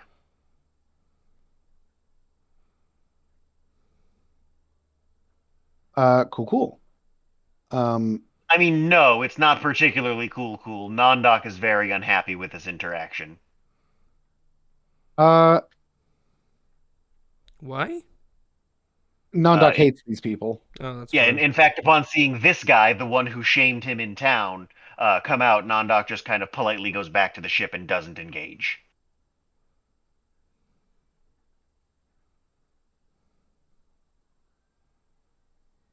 Uh, say la vie. All right, so from here we would go back towards You're gonna go Colville. try to get your payment. Yeah, for all that shit I went Um, through. Man owes me a therapist. All right. So you head back to Colfell. It's the same pog. It doesn't take any extra time. You'd get there in like afternoon, evening. What do we do with the ship? Uh, Are you just flying it right into town? yeah. Last time you docked it and took a cart in, if I remember. No, we're just flying into town this time. Okay. Like on the streets, or are you just like leaving it to the side? Are we still in the previous day? It's Or have it is still powered. It is still afternoon on a day. It is powered. okay. Well, I've been powering it with mega slots the whole time. So we're just gonna fly over the houses and land next to the town hall. So you've just been emptying spells into it this whole time? I have been under the assumption that we needed to keep as much distance as possible between us and the demons at all times. We have been going at maximum speed the entire time. That's fair. Max speed is achieved sooner than that number of spell slots, is really what I'm trying to say. Ah, okay. Then As, yeah, we're as it currently stands, max speed is achieved at 30 spell slots. okay. All right, then There will be a couple other things to achieve when I decide what I want to put in there. sure. Do we get Uh, anything permanently? Yeah, you have 3 hoverboards now if you've powered it like this for 3 days.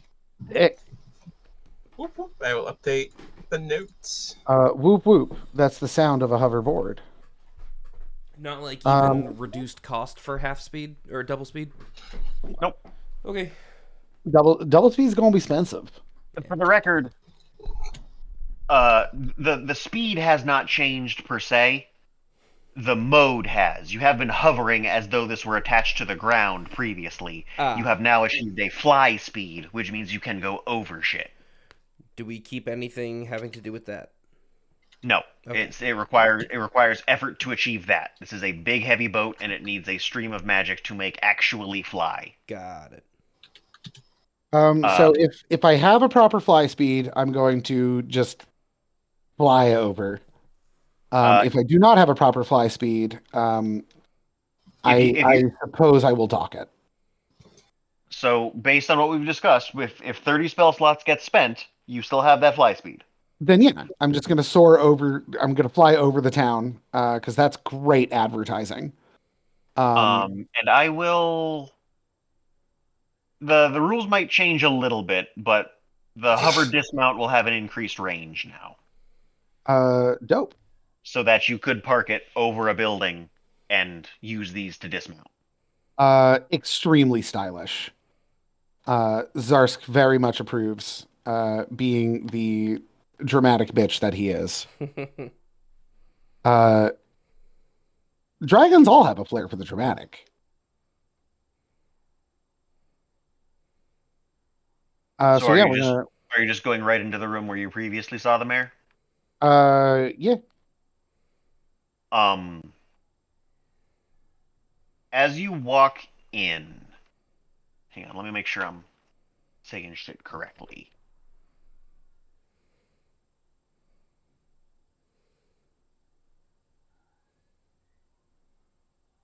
Oh, nope, I guess it doesn't matter.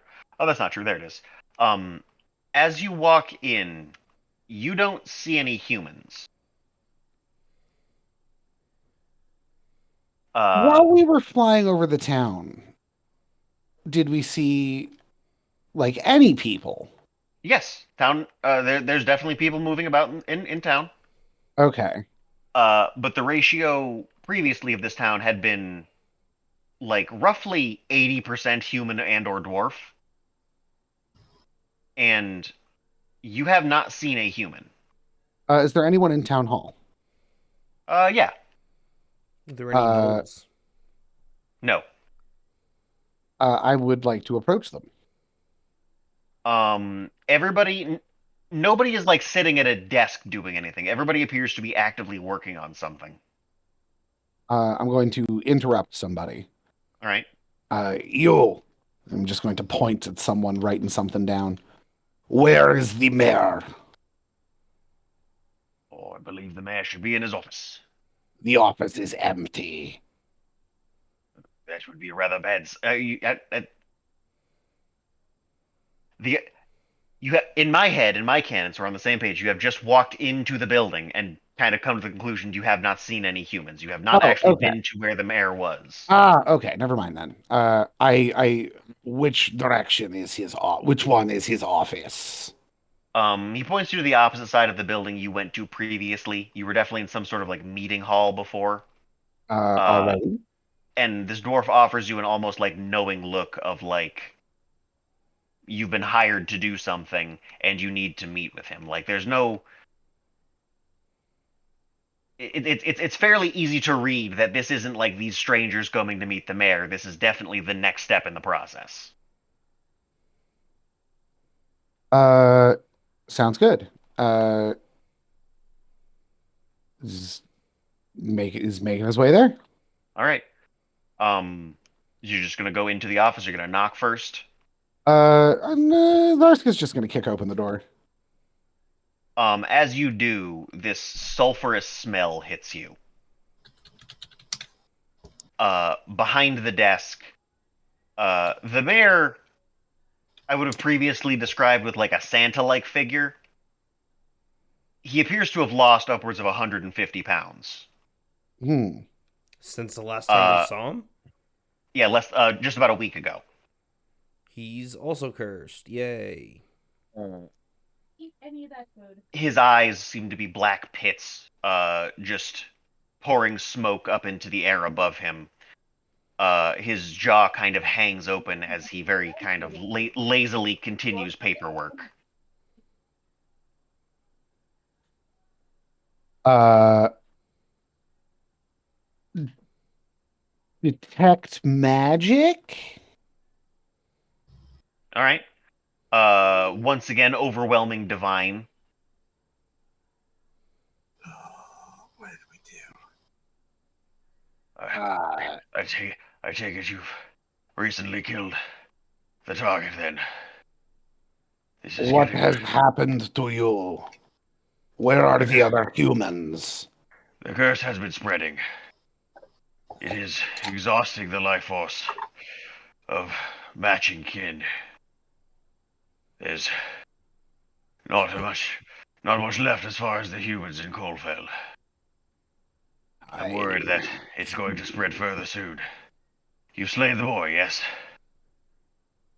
We retrieved the boy from a field of devils. Wait, sorry. Are Baylor's devils or demons? Demons. Demons. We retrieved the boy from a field of demons. And killed him elsewhere and brought him back to be laid to rest. No. The Baylor made it clear that there was a Baylor. It made it clear that death would be preferable to the boy reaching the Iron Swan. So you poisoned him and left him at the Iron Swan then? We took him to the Iron Swan. I did not kill your son. So you spat in the face of my generous offer and let this curse spread to countless other individuals. Is that what I'm hearing? You have assumed a greater knowledge than that we have worked for over the past 20 or so years, figuring that whatever it is you could do might save the boy, might spare him of the fate that he would bring unto others. That something that we have not discovered would return the life force of us. You have opted to play the hero as opposed to fulfill your job. You withheld information. You did not inform us that the curse would have this effect on you. We did not know. I had assumed that the band of mercenaries willing to take such a high stake would murder one individual. I figured that this would be a rather straightforward cause for men such as yourself. When did we say we It's were been- mercenaries? It's been 6 days. We're mercenaries. It's been 6 days. Had we not shown up, this would still have happened. Yeah. Yes. I thought it was rather fortuitous that a group of willing individuals with the ability to travel and track down their Artie would be able to do so. And could you guarantee that if we killed him, this wouldn't happen? 100%, without a doubt? No, this was the only thing we had yet to try was murder. By the time we had decided that that was the only logical course left, Artie had fled. What if So we let's didn't kill him let's say we because he can't No, be no. killed? hold on. Let's say we did murder him, and this still happened. What's the next course? Murder all of you?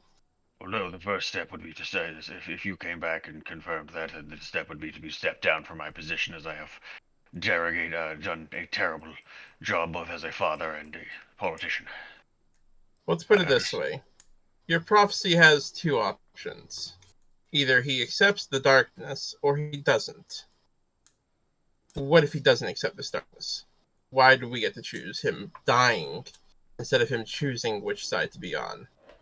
If he chooses to be evil, we can eliminate him. But if he has not chosen, that is... Your thinking is very, very straightforward. And by this implication, it is not dark to kill a child. I thought that a rather dark job. That's why the pay was so high. By accepting darkness, one does not simply invite evil. Embracing the darkness is simply sometimes doing what must be done. So that is what I do here, at work in this state. What must be done. You're making some wild choices involving your son. No, the choices, frankly, that I'd made previously that this would not happen, were made. Having reached this point, it seems like a rather foregone conclusion we would get here, eventually. As a father, if my child was prophesized as yours was to bring the underworld, I wouldn't jump to murder right away, even 20 years into it. Which, it's only been 17, not 20, like you're saying. No, it's been a solid 20. This process had begun once it had been foretold that my offspring might bear this curse. I had begun So to I use the have a resources child. at night. So why did you have offspring if you got the Yeah. prophecy? I am as beforehand? any man, subject to carnal desires from time to time. Ah, Do so you it's think your it? fault that your Do you? kid has to die. Do you think? I Yes, I admit that. I thought that was clear. I admitted this. I have done a number of terrible things on this ground. I I understand that. This is true. But don't I think yourself a hero. I I I thought that the witnessed overpayment. I witnessed your son die several times over. More times than I care to count. The magics of that place warped things, made me run the scenario again and again and again until it had been completed. Your son's death would not have brought you peace. Further, the demons made it quite clear that the death of your son was a preferable outcome. If you purport to care for the fate of the world as much as the fate of your skin, then this outcome, unfortunate as it is preferable. I. You have said that you've left Artie with the Order of the Iron Swan, Yes, and that you've communicated with these demons, and they would have preferred not to have that. yes. Do you know what the Iron Swan does? They make They demons. they kill demons. They bind them. And the man falls over onto his desk.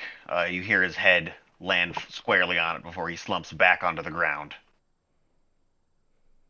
Uh, Okie dokie. What does that Uh, mean? Skrunkle check to see if the man is dead. Skrunklemon does so. That's a heal check. Yes. Mhm.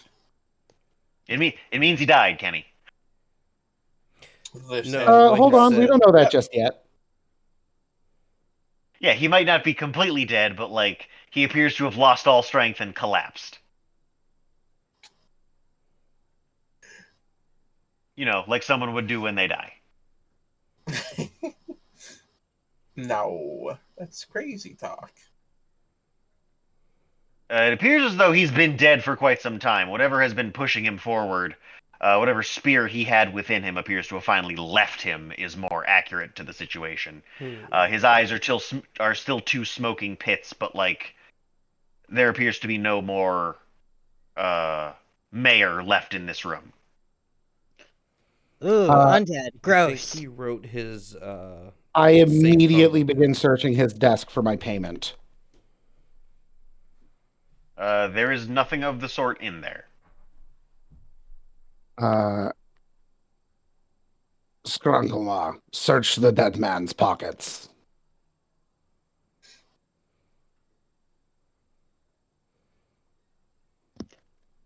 You can I roll think you've search had or a just thought confirm there. that you're doing so. Yeah, sure. Yeah, he promised you tomes, and he does not have books on his person. Does he have any keys? No, he does not appear to. Zarsk storms out to the room outside. I will. If we're rummaging through his pockets, he's got 3 gold and 5 silver. That's Grunklemaw's now. Skrunklemon takes his bubblegum wrappers.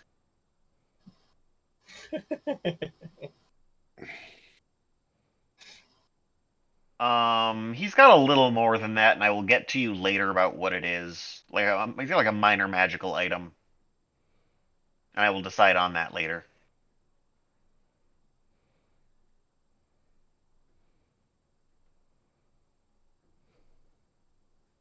I storm outside. Do I see anybody? The same people who were there before still working. There's a lot of movement happening, but like busy office movement, not like panicked or anything. Sure. You, I point at the one who gave us the directions before. Where is your treasury? The mayor has promised us payments. And what has he promised you? A tome. Oh, well, Each of us a tome of power of some kind. and you've completed your job. Let me go slip in there and confirm with him. The mayor has died. At your hand? No, whatever curse it was that was afflicting him has claimed his life. If you examine the body, it is clear he has been dead for quite some time. Yes, he has been. He, I keep slipping into the mayor's voice. He's been holding on for quite some time now, trying to make sure that by the time you all returned, that there was someone to talk to. Did you not notice that his eyes had turned to black pits? Oh, yes. Well, I noticed that a while ago. About The 3 days scent ago. of sulfur about his form. Yes, that happened to nearly every human in the town. Yes. Yes, I fear the remaining humans will soon face the same fate. Most already have. Regardless, we have completed our job and still require payment. He rummages in his pockets before quickly leaning. You can see. You can talk, Mike. Just give me a second before running over to his desk to look for something. Sorry, I know you don't like it when people do this, but I'm gonna crouch next to you and turn off all auras that could be affecting my eyes. What do my eyes look like? What do his eyes look like? Normal. You don't see any noticeable difference. All right. I'm human, so I There was be- worried. I think you are not close enough related to these humans in particular to be affected. Well, we just need to make sure it wasn't if someone just walked in. Yes, They got a good concern to have. He's gonna stand back up, turning on senses, I guess. The dwarf returns and has an envelope in his hand. He breaks the seal on it. You can see on the back it says "In case of my death." Alrighty. He mumbles something real quick as he reads it. Yes. The payment is only to be handed over if you were to complete the job, which it seems like you did not. We did the job. The man is not here to disagree. You will give us our payment, or we will take it. And I'd like to roll intimidation. That's fine. You can see his eyes still reading the page as he's making. Hold on. As he's intimidating, why don't I roll intimidation behind him as like the muscle behind that? He thinks he's doing it, but it's me. That's fine. But he is he's still scanning the page and looking. Much better. Clearly, Alex did not get what was happening. Mike, you and I are on the same page. Yeah. No, that's fine. I heard. That works. No, that's completely fine. I get an 18. I have a +9 intimidation check. I'm not bad at it. I got a 29. Nice. I have a +12. Nice. He seems a bit shaken, and a lot of the movement in the office has stopped. Lads, it's right here that the job was to kill his son. And had we killed his son, this still would have happened, would it not? How long ago have all the humans died? How does she know that we haven't killed the son? Oh, because all the humans died. Yeah, he died before we got back with the news. The working theory is... Good. So the working theory is that once RT had kicked the bucket, that there was no one left to fulfill the prophecy. But as long as he's here to have it channeled through him, then it channels. Or the fact that he died and there was nowhere to contain the curse anymore and it spread. The mayor was already dead. Yeah, you're He gonna was trust a dead before corpse. we. Well, He was dead before we returned. He would be dead if his son was dead. He would be dead if his son was alive. His son has been dealt with. His son has been taken away. His son can no longer be of harm to you. That's my question. However, can be of great harm to you if you renege on my payments. Either way, though. Not either way, but that aside, how long ago did all the humans die? Do I need to roll for like making sense? What are you trying to make sense of, Kenny? The fact that like we came back, the mayor died before we came back. His shell was going on after the fact. How are we supposed to trust that if he wrote something down on that note, that it was factual? He was writing it as we were explaining what happened, only he heard what we explained. And she's going to trust the word of a corpse with no soul that what it wrote was correct? No, I apologize. At some point since you last saw him, the mayor had died. And also in that time, he appears to have expected something like this to go down, having left a note in case of his death. You have no way of knowing if he did that in any sort of shell-like state or not. Okay, so he decided to not pay us after we accepted the job. That he was going to not pay us regardless of what happened when we came back. No, I said if we wouldn't get paid if we didn't kill the kid. Well, he would have been So, dead already here's because that the happened thing. presumably He did not. today. Here's the That's thing. why I'm waiting for my answer to my question when I'm asking this person. What was your question, Mike? When did all the humans die? They began to die perhaps 3 days ago.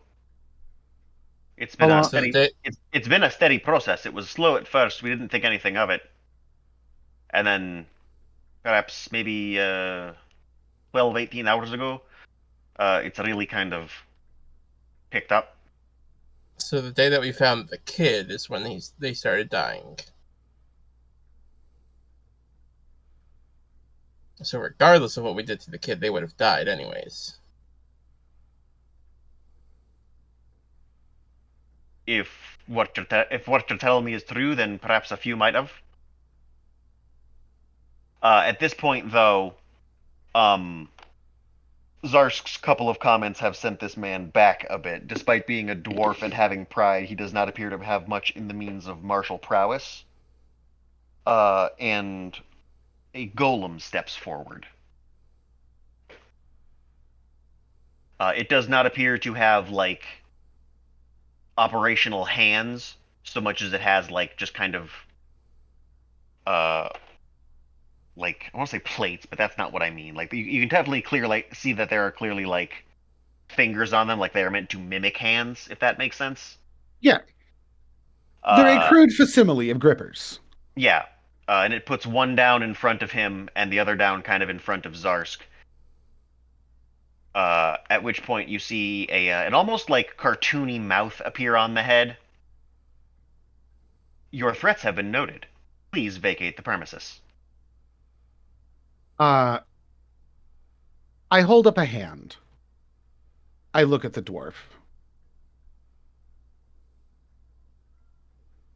I am going to repeat myself one last time. I will engulf you in flame and reduce you to ash if you do not render unto me my payment.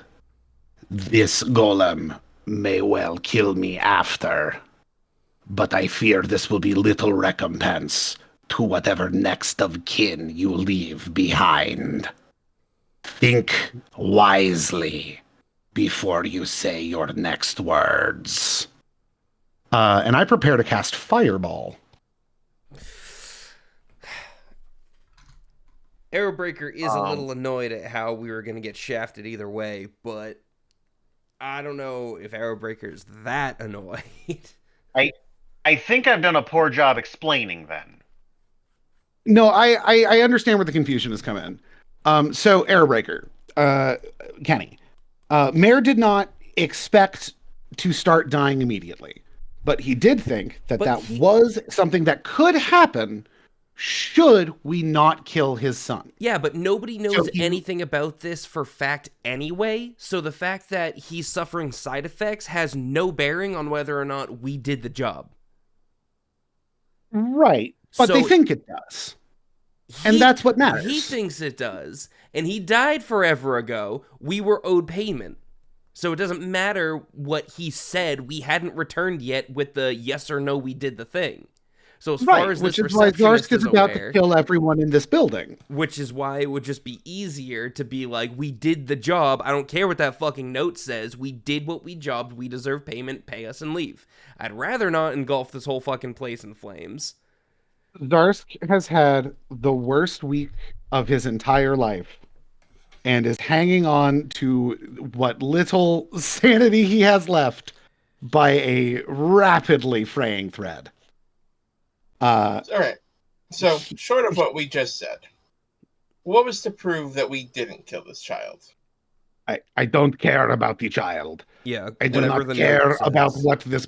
I do not care about anything this dwarf has to say, other than the directions to where my payment is. Did you want us to bring the head of the child into the town hall? It would look great for the town, wouldn't it? If we just brought a dismembered head, huh?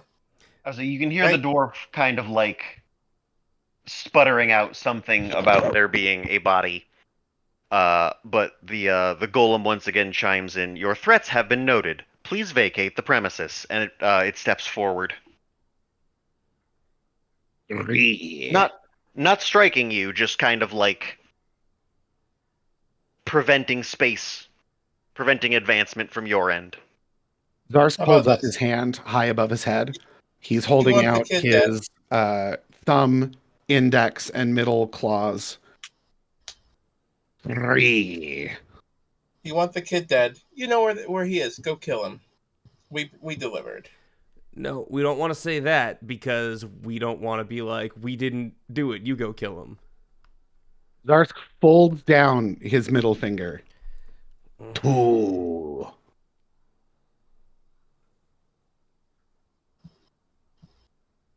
I feel like this... Actually, I have no idea. I was going to say, maybe Nondoc would be the one to actually stop this, but Chris makes some wild calls, so who's to say?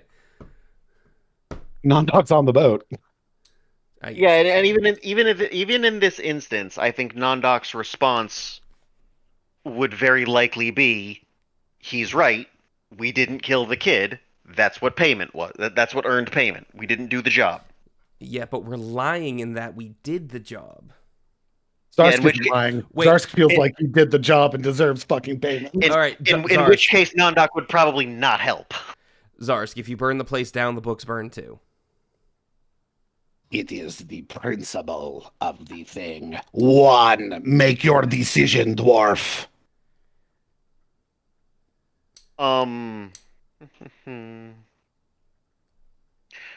His decision has been to book it to the other side of the room. I cast Fireball on the furthest point in the room. All right. What kind of golem? Iron. Of course it is. It's big, it's metal, it's heavy.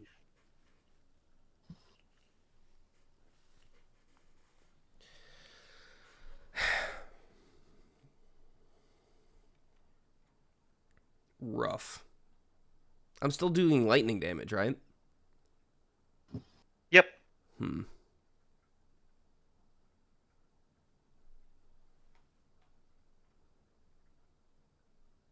All right. You pitch your fireball to the back of the room. It detonates. Just to the, but towards where the guy is running, right? I'm trying to make sure I'm outside of its blast radius as much as I can. I get it. Yeah, all right. It detonates, and you can hear the crisp burning of a lot of paperwork very quickly. Screams begin to fill the air as people begin to struggle to do anything if they've survived. The screams fade fairly quickly as you can hear maybe somebody shuffling around trying to escape. You can see that the dwarf is a charred husk. Oh, what did we do? Ah, man, we should have stopped him. Oh, we attacked a cashier, essentially. Why did we let that happen? And we find ourselves back on the ship after putting... Who's trying to run? You can't see. There are still something akin to cubicles left, and you don't see anybody overhead. I don't care who's trying to run, they can get away. That's the wrong decision to make in this scenario, but whatever. All right, I will offer this. As I'm scrolling down to find the golem stat entry. I think I know what Alex's answer is going to be. Disintegrate? Is everybody currently in this scene cool with how this went down? No. Not really. Yeah, I don't super no. love it.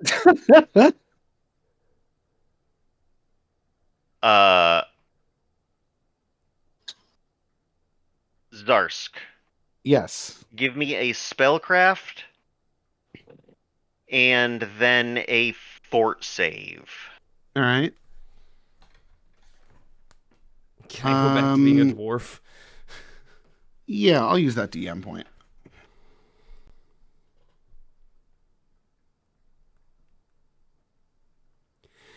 Nope, shouldn't have done that. That's a 8. That is a 20 spellcraft check. Okay. As you cast this fireball, a not unfamiliar feeling washes over you, as though you've done this exact thing before. But it doesn't feel quite like the reset did. At least not now, or maybe not yet. In your exact footsteps, you can feel another you doing this, but with much more glee, absolutely more malice. Without looking, you can see who surrounds him. The arson nearby appears to be about like 50% more muscular. Missing an eye, covered in scars. As menacing as yours looks, this one looks like he would snap a man in half if he didn't say hello in the proper tone. There is no Nondoc. Yeah, that checks out. In fact, the ring on Nondoc that the rings that Nondoc is wearing, whatever's giving him the gloves, maybe I don't remember what they were exactly, but whatever was giving him the bonus force damage, are on Arrowbreaker's hands. I believe it was gloves. Arrowbreaker is standing there absolutely emotionless. The bow on his back made of bone and apparently strung with fire. He doesn't appear to be engaged in the situation at all. In fact, his eyes look completely glossed over, like he's under some sort of subservient control. Scrunklema looks like if Oscar the Grouch was a priest. Excellent. An absolute trash goblin. Lips almost melted back to see intentionally sharpened teeth. An aura of malice and hatred radiating from him. And the key difference between It's the evil Zarsk, Maw. the Zarsk and yourself appears to be what appear to be like a cloud of glowing crystals kind of hovering behind you in the vague semblance of wings. Short of that, you can't physically feel anything wrong with yourself, but this feels correct. This feels like destiny. This feels like where you're going. Alex, do you agree? Zarsk closes his hand. And if he can, he doesn't cast the fireball. It has been cast. That was Uh, fact. This other Zarsk appears to have done the same thing, but whereas you seem to be regretting your choice, this one is reveling in it. As the Iron Golem moves to strike you, one of its massive plate-like hands looming over you, bearing down on you. Do you find yourself wishing you were back on the boat, having just emptied your spell slots into the vessel? Zarsk does. Very much so. Then at that exact moment that flat metal hand collides with your skull, knowing that it will turn you into a paste beneath it, you're unaware of what this other Zarsk might be feeling. But perhaps this one feels an immense amount of relief in that there's no magic, not but a cantrip left in him. The boat fully powered, aimed at the Balor, braced to do this charge once again.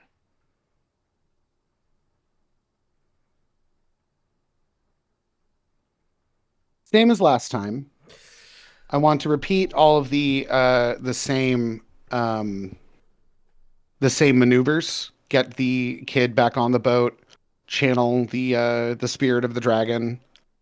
And then once the kid is on the ship, I'm going to shoot him in the head with a crossbow.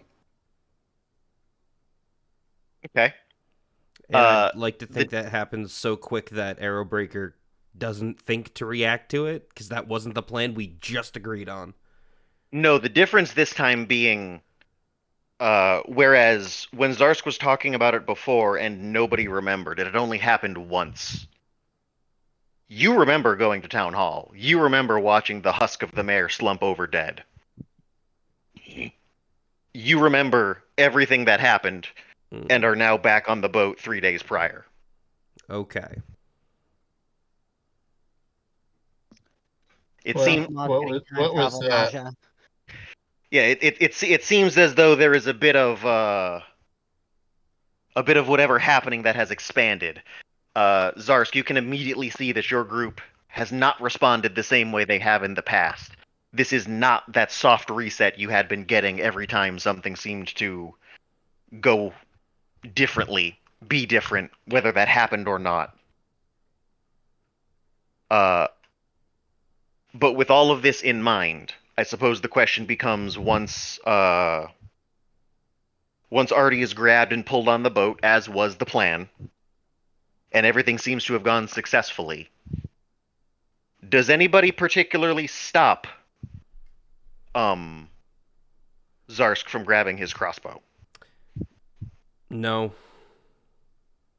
Arrowbreaker is very upset with the whole situation, but kind of shies away from looking and just kind of lets whatever happens happen. You know what? Everybody give me a will save. Zarsk doesn't have to. Everyone else does. All right.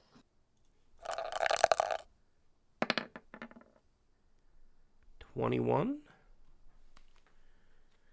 16.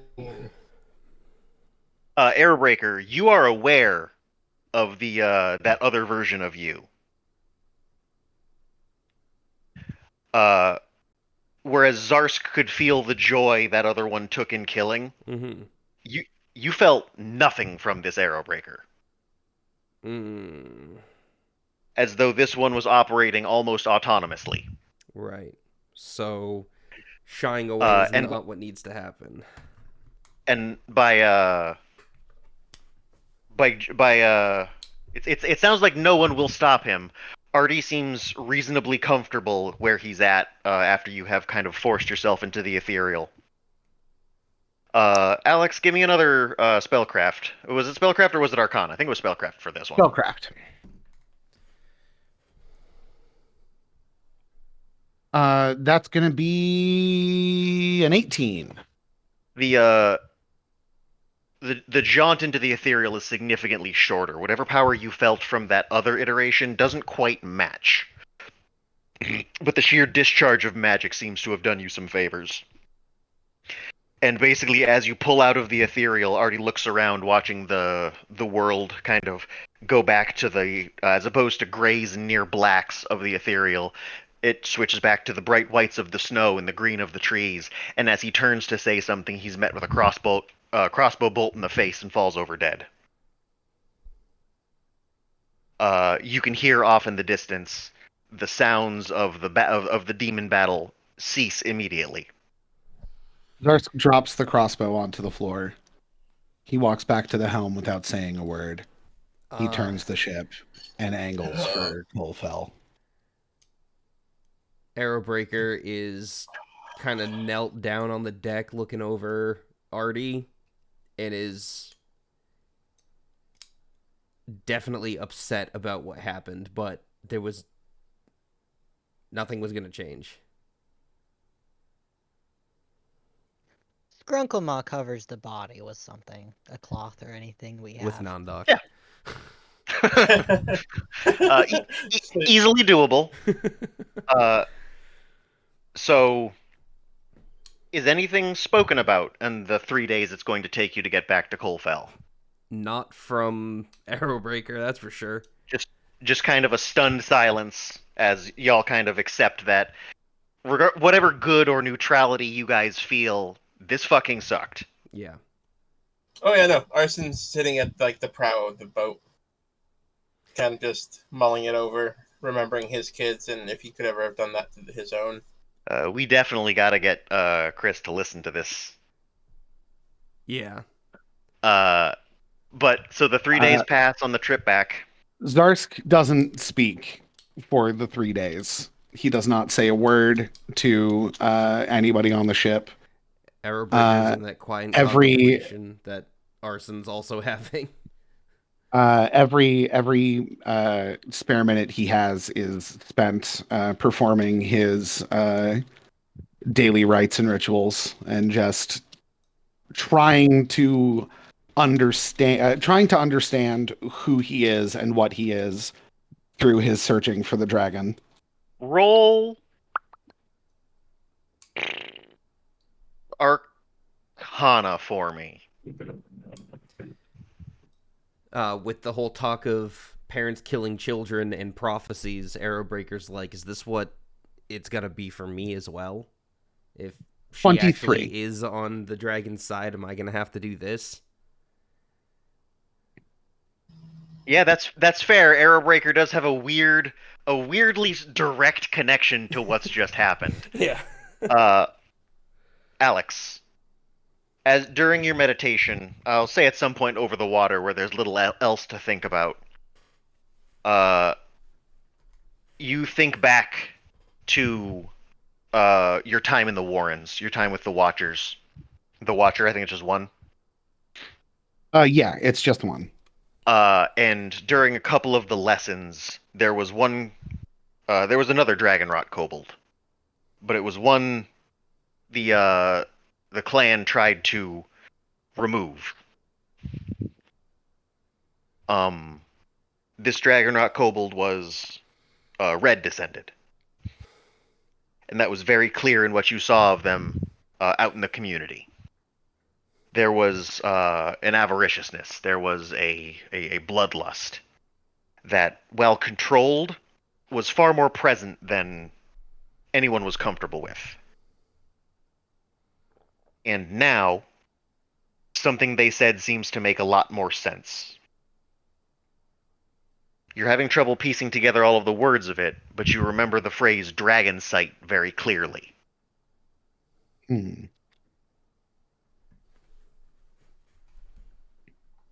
Maybe that's not the perfect term for it, but there was definitely a point in their life where something changed and they began to speak of this.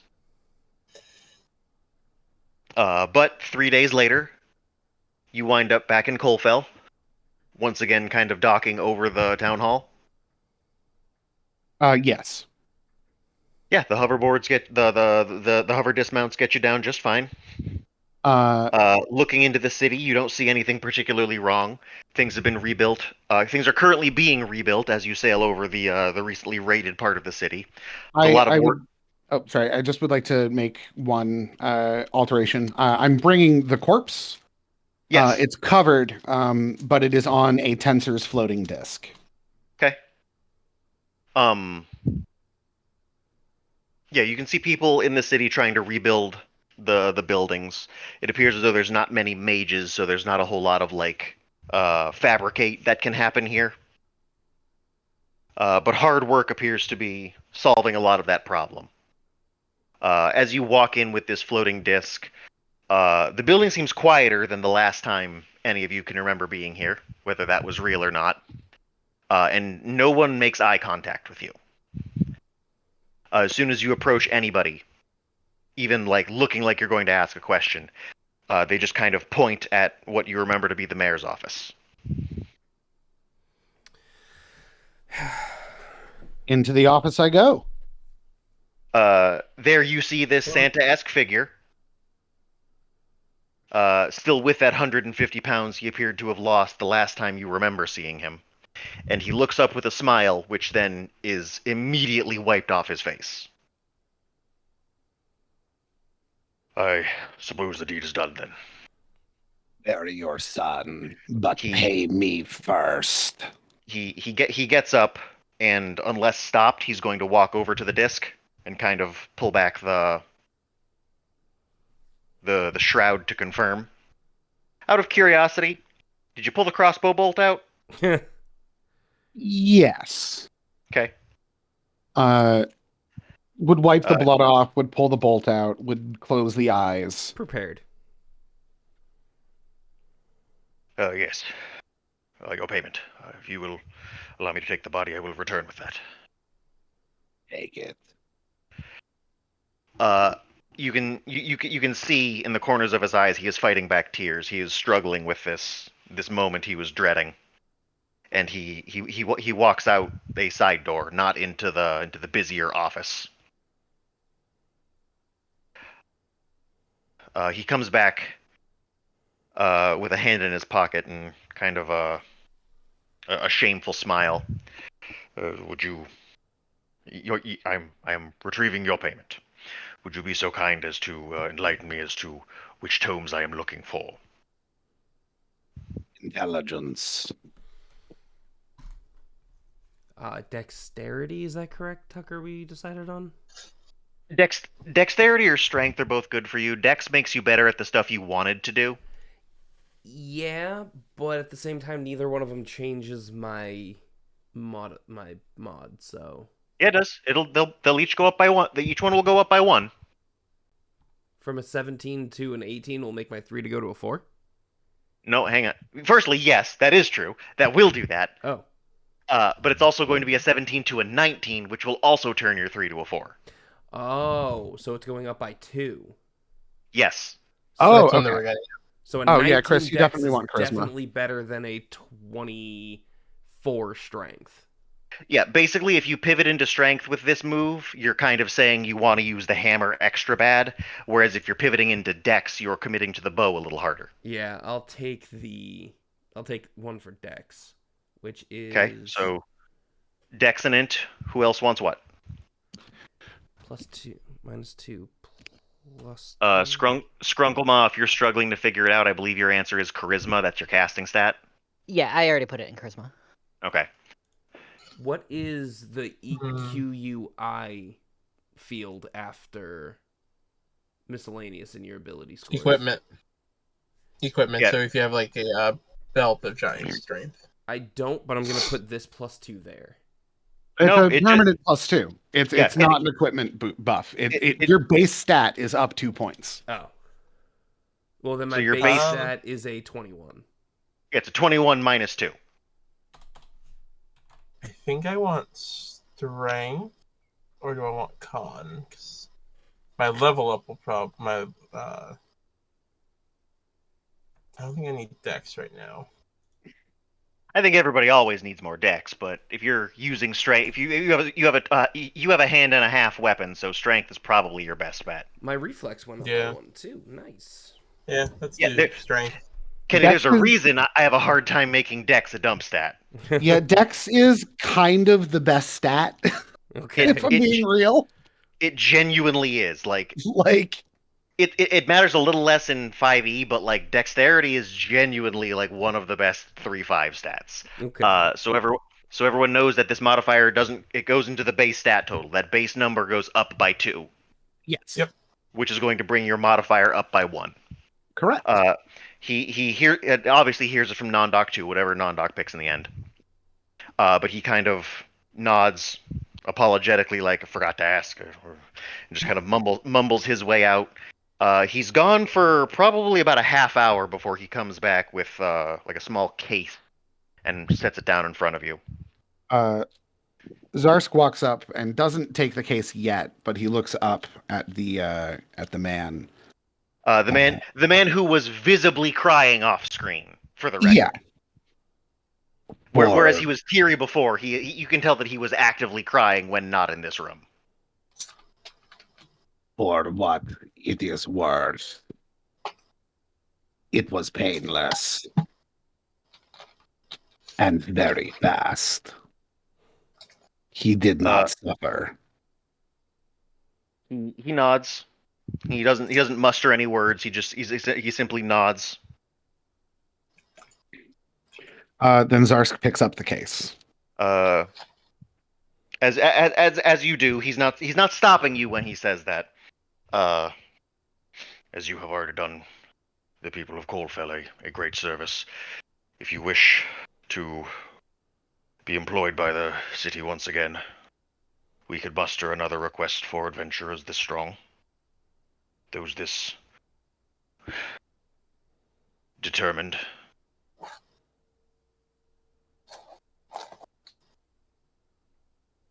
It is not nearly as personal this time, if that changes anything. There are other times that we can speak about business. For now, mourn your son. He nods and kind of gestures to the door. Zarsk leaves.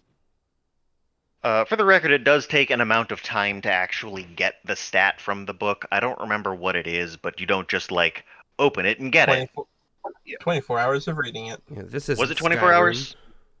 Yep. Yeah, I know there... Over the you have to do it over the course of a week, otherwise you have to start over. Yeah, you definitely actually have to, like, study the book. There is magic to it, but you do actually have to read it as it gives you tips and tricks for this thing. When Arson picks up his book, he will look at the mayor. For the record, notices he's been crying. Notices, huh? Say it is one case with the 5 books in it. Yeah, I took the case and left. Oh, okay. I thought you grabbed your own book and then. I took the whole case. Well, when Arson turns to leave, he will look back and he knows he's sticking the dagger a little bit further in, but I hope the ends justified the means. And he walks out. Oh no, I don't want this book. It's not that book, it's this book. Yeah, visually you get what you want from that. You can tell that you have impacted him a bit harder.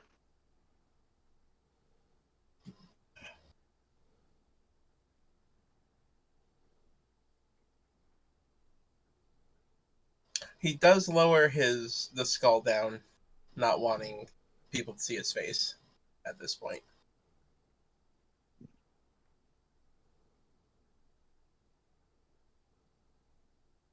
Oh shit! Yeah, it is. It is a very slow thing. It is which takes a total of 48 hours over a minimum of 6 days. Okay, 48 hours, not 24.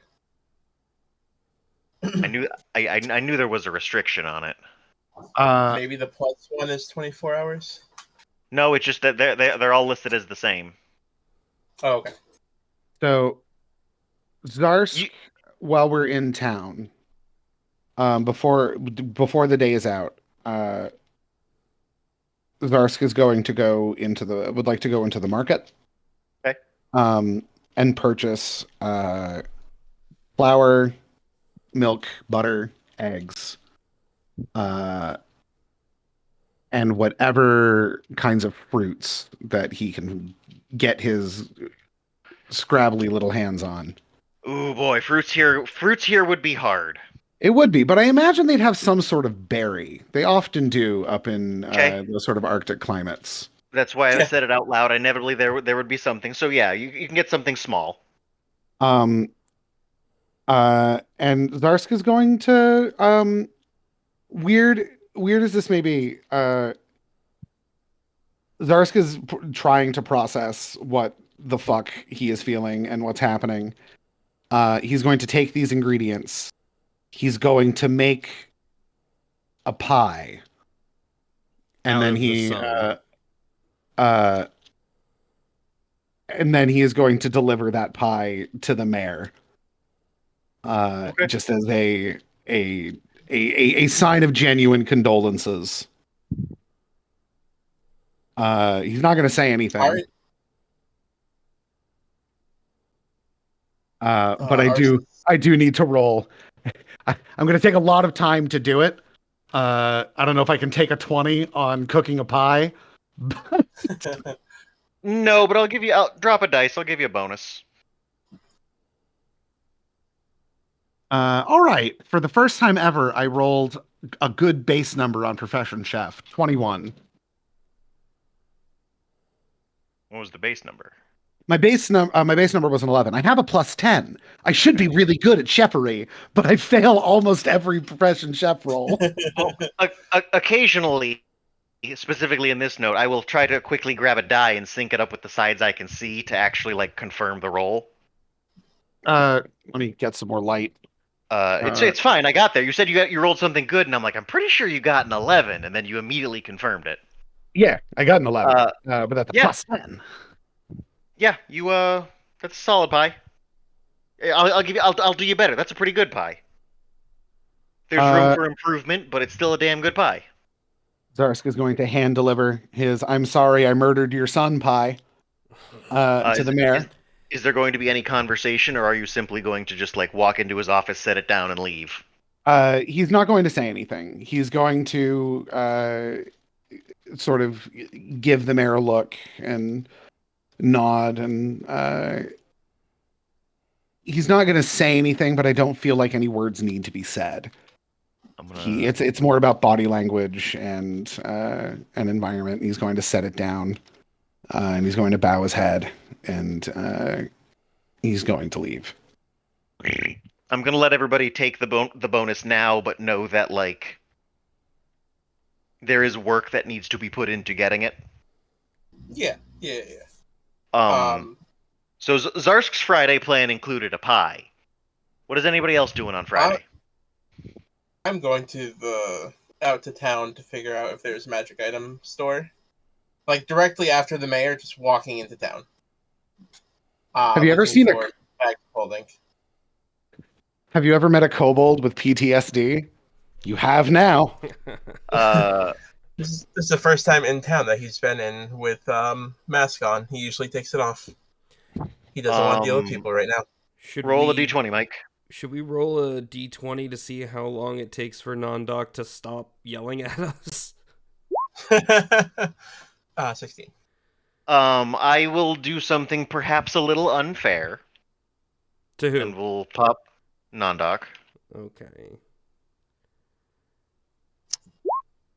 Yeah, Nondoc, unlike you, Arrowbreaker, Nondoc does not seem to have any knowledge of that other reality.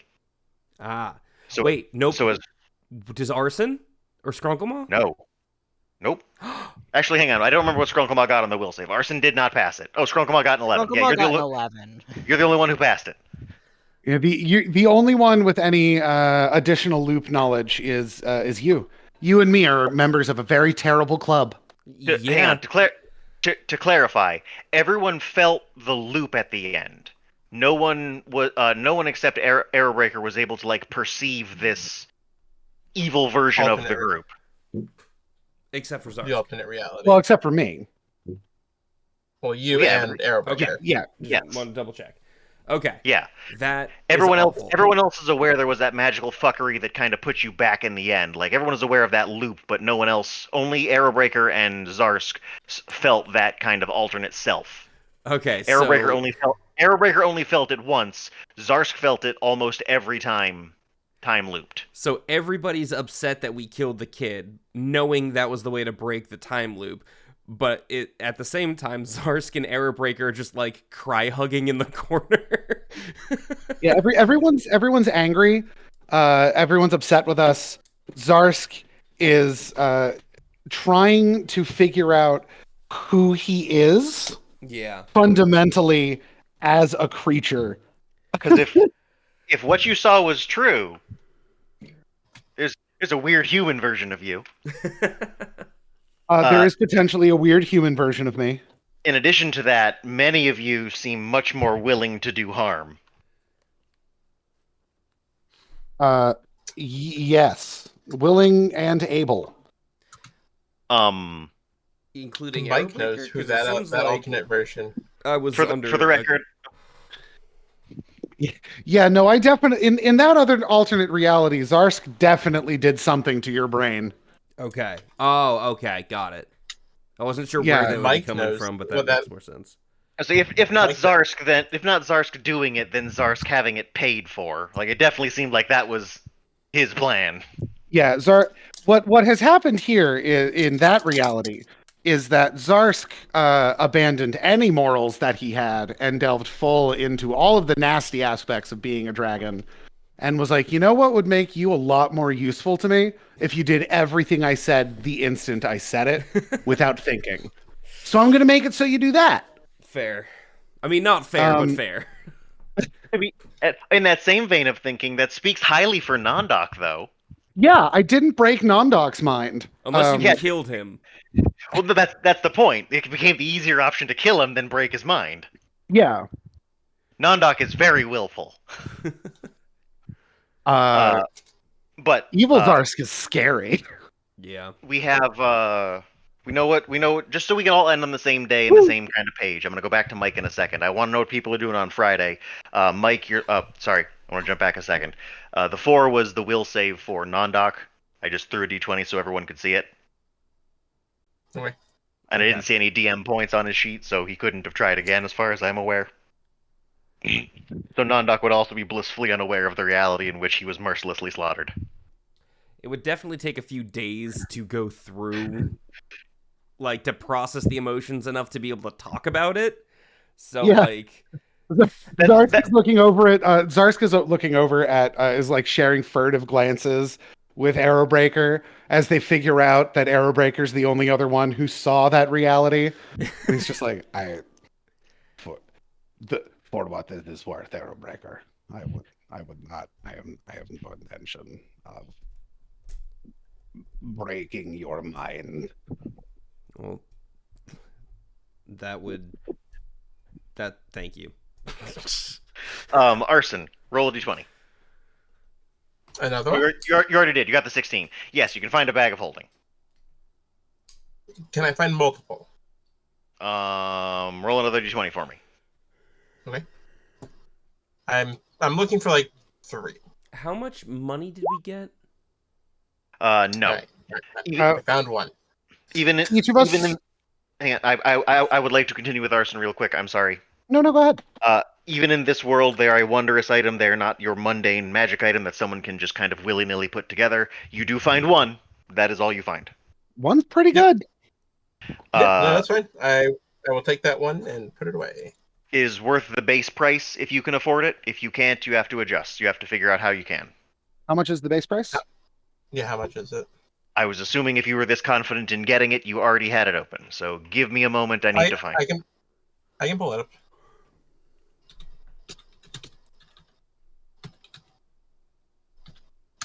I'm about to hurt myself again. Making another coffee. No. Type 1. If that's all you can afford currently, yes. I don't know what If you can afford a I type just 2, want to know what you I'm. can- Okay. I'm offering you 1 or 2. If you can afford 2, you can have 2. How much silver do we each have? 20,000. 20,000 is 2,000 silver? Or Gold. 2,000 gold? So I asked the guy to follow me. To follow me with the bag of holding. Into this So I can put dark all my alley To a without second any location. witnesses. to the boat. I'm gonna get all my share of silver, put it into the bag of holding for the normal one, bring it back to the shop and dump it for him. No, he has someone go with you to handle this. Yeah, that's fine. Either way. He will not so go, but he's 2,000 from the silver. Mhm. Go ahead. Sorry. And then I'm just letting you know that he does not leave as the owner of the shop, but he has some sort of apprentice or worker that he will some sort of minor mage he will send out to do this. He's got an Will you accept expendable part-time worker. will you accept pearls as payment? I have I have 6 worth 60 gold and 1 worth 150 gold. Yes, he will. All right, I'm gonna sell him all those pearls and all the silver of my share from the boat. So deduct 20,000 from the boat gold or silver. And that you're getting a type 1? Type 1, yeah. Okay. Well, you have that now. Yep. So it sounds like Arrowbreaker just kind of taking a day off to try to begin centering himself. Yeah, I mean, I'm trying to think if there's any items I would like to buy, but short of make Bo better gloves, because I don't think I'm wearing gloves. Correct. Realistically, y'all are statted very low for the level you're at. Technically. Once you put that +2 on your sheet, you have the wealth equivalent of a 14th level character. Nice. Just for some concept as to how much one of these books is worth. Mm-hmm. Yeah. Yes. Each one of them is almost the complete wealth total of a 4-player party's. I think it's like level 12 or 13 GP total. And y'all got 5 of them. Nice. Yep. And all I had to do was suffer. You know what? I was gonna continue like suffer X number. No, just suffer is the end of that statement. All Zarsk had to do was suffer. Yeah, shopping can happen over the next couple of days. If Arrowbreaker just needs a day off, that's fine. I just want to make sure that we are good to start on Saturday the 5th next time we play. Yeah. Skrunklemaw's going to be spending some time in a church. Okay. Wise decision. Out of Arson's curiosity, gonna buy... Sorry, Mike. I was just saying, I'm gonna buy 5 pints of oil while he's out. Okay. Just to restock himself. Skrunklemah, the 3 big ones here are Cord, Blarid, and Telker. You can find others, but those ones are like... Excuse me. Those ones have like a very strong following. Yeah, he's not particular about which church he goes to. He's not going to be talking to people there, just meditating to himself and praying to his god just through a church. Okay. Please remind me that happened. Yeah, I can do that. I will. I want to play with that moving forward. But if we are good, I'm gonna go ahead and mark the day as Saturday the 5th. Arson will go back to the boat afterwards and just start reading the book. Just like sitting down, reading the book. Yeah, like I said, you can have the bonus as long as we have like narratively at some point time to cover the. Yeah. It's gonna be a while before Zarsk is feeling ready to go on an adventure again. A week to decompress, maybe attend a funeral.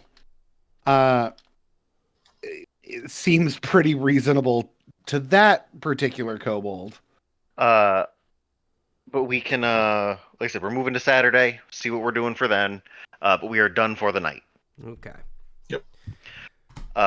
Thank you, Chris, Kenny, and Alex for Chris, Kenny, and Mike for playing along. Yeah.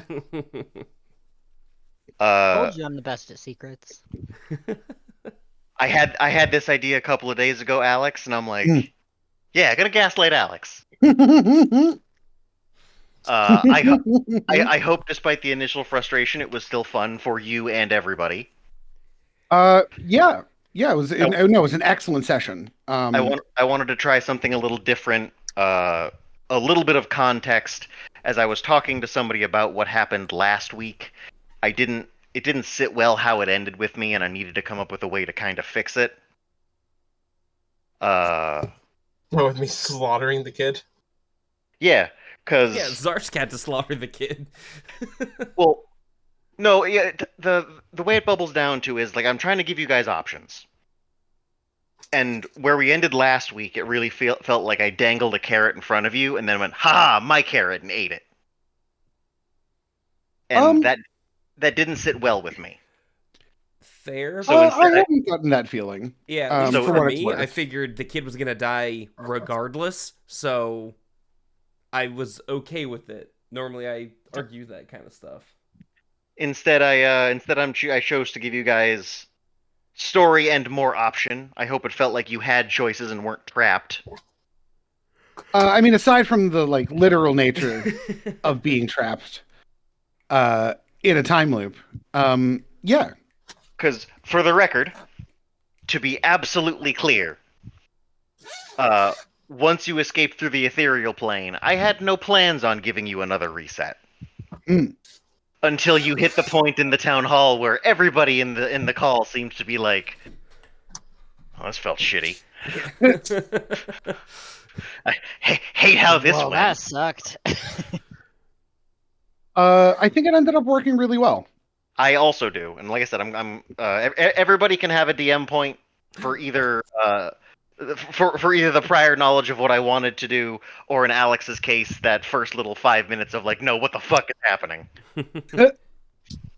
I'm also going to give another one to Kenny, because upon being told you were a dwarf, you immediately embraced it. No hesitation. You immediately tried on a new voice and went, "We're doing this."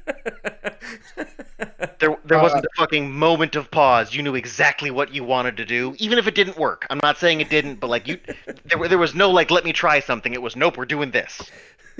We appreciate commitment to the bit in this house. Yeah, 100%.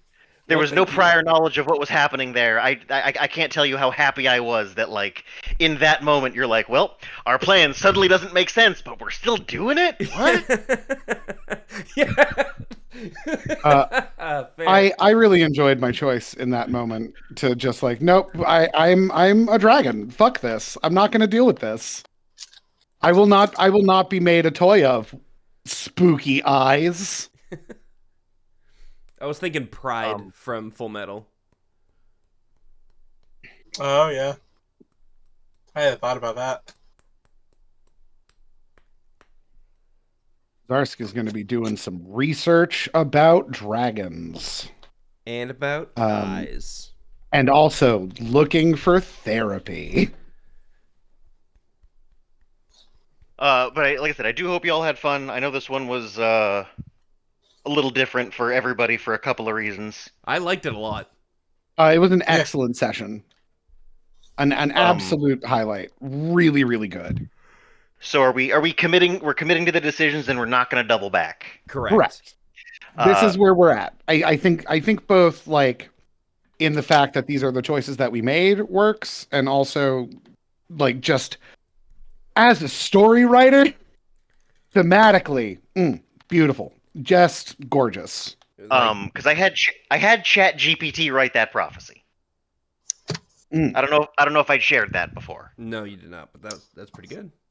I needed something, so one of my friends put it into Chat GPT and it spat that out for me, and I was winging it. And as I was planning on what to do with it, I came to the conclusion that if this kid does not die, there's just going to be more Hellmouths opening up. And eventually, y'all are going to be in a city and go, hang on, why is there fucking 50% populace of demons here? Right. And at some point, someone's going to go, oh shit, we need to kill that kid. And the goal of the campaign shifts from hunting dragons to hunting down this child. Hear there be child. Conceptually, I kind of liked that, which is why I set up the whole plot as I did, trying to leave you guys with the choice as much as I could. Which is why I felt extra bad when I just took it away from you last week, having made that choice. Which is why this week I wanted to kind of give it back to you guys and be like, well, what are you actually going to do? Mm-hmm. I think it worked out really well. I think so too. There were a lot of scenes that I really liked, but I really enjoyed in that final loop. I thought the way you had set that up was really good, where we go into the ethereal plane and we jaunt back out, and the kid's feeling good, and he turns around, and before he even has a moment to process, an arrow shaft blossoms out of the front of his head. Just solid, harrowing. A+, big fan. Agreed. I am gonna stop the stream now, though. Okay.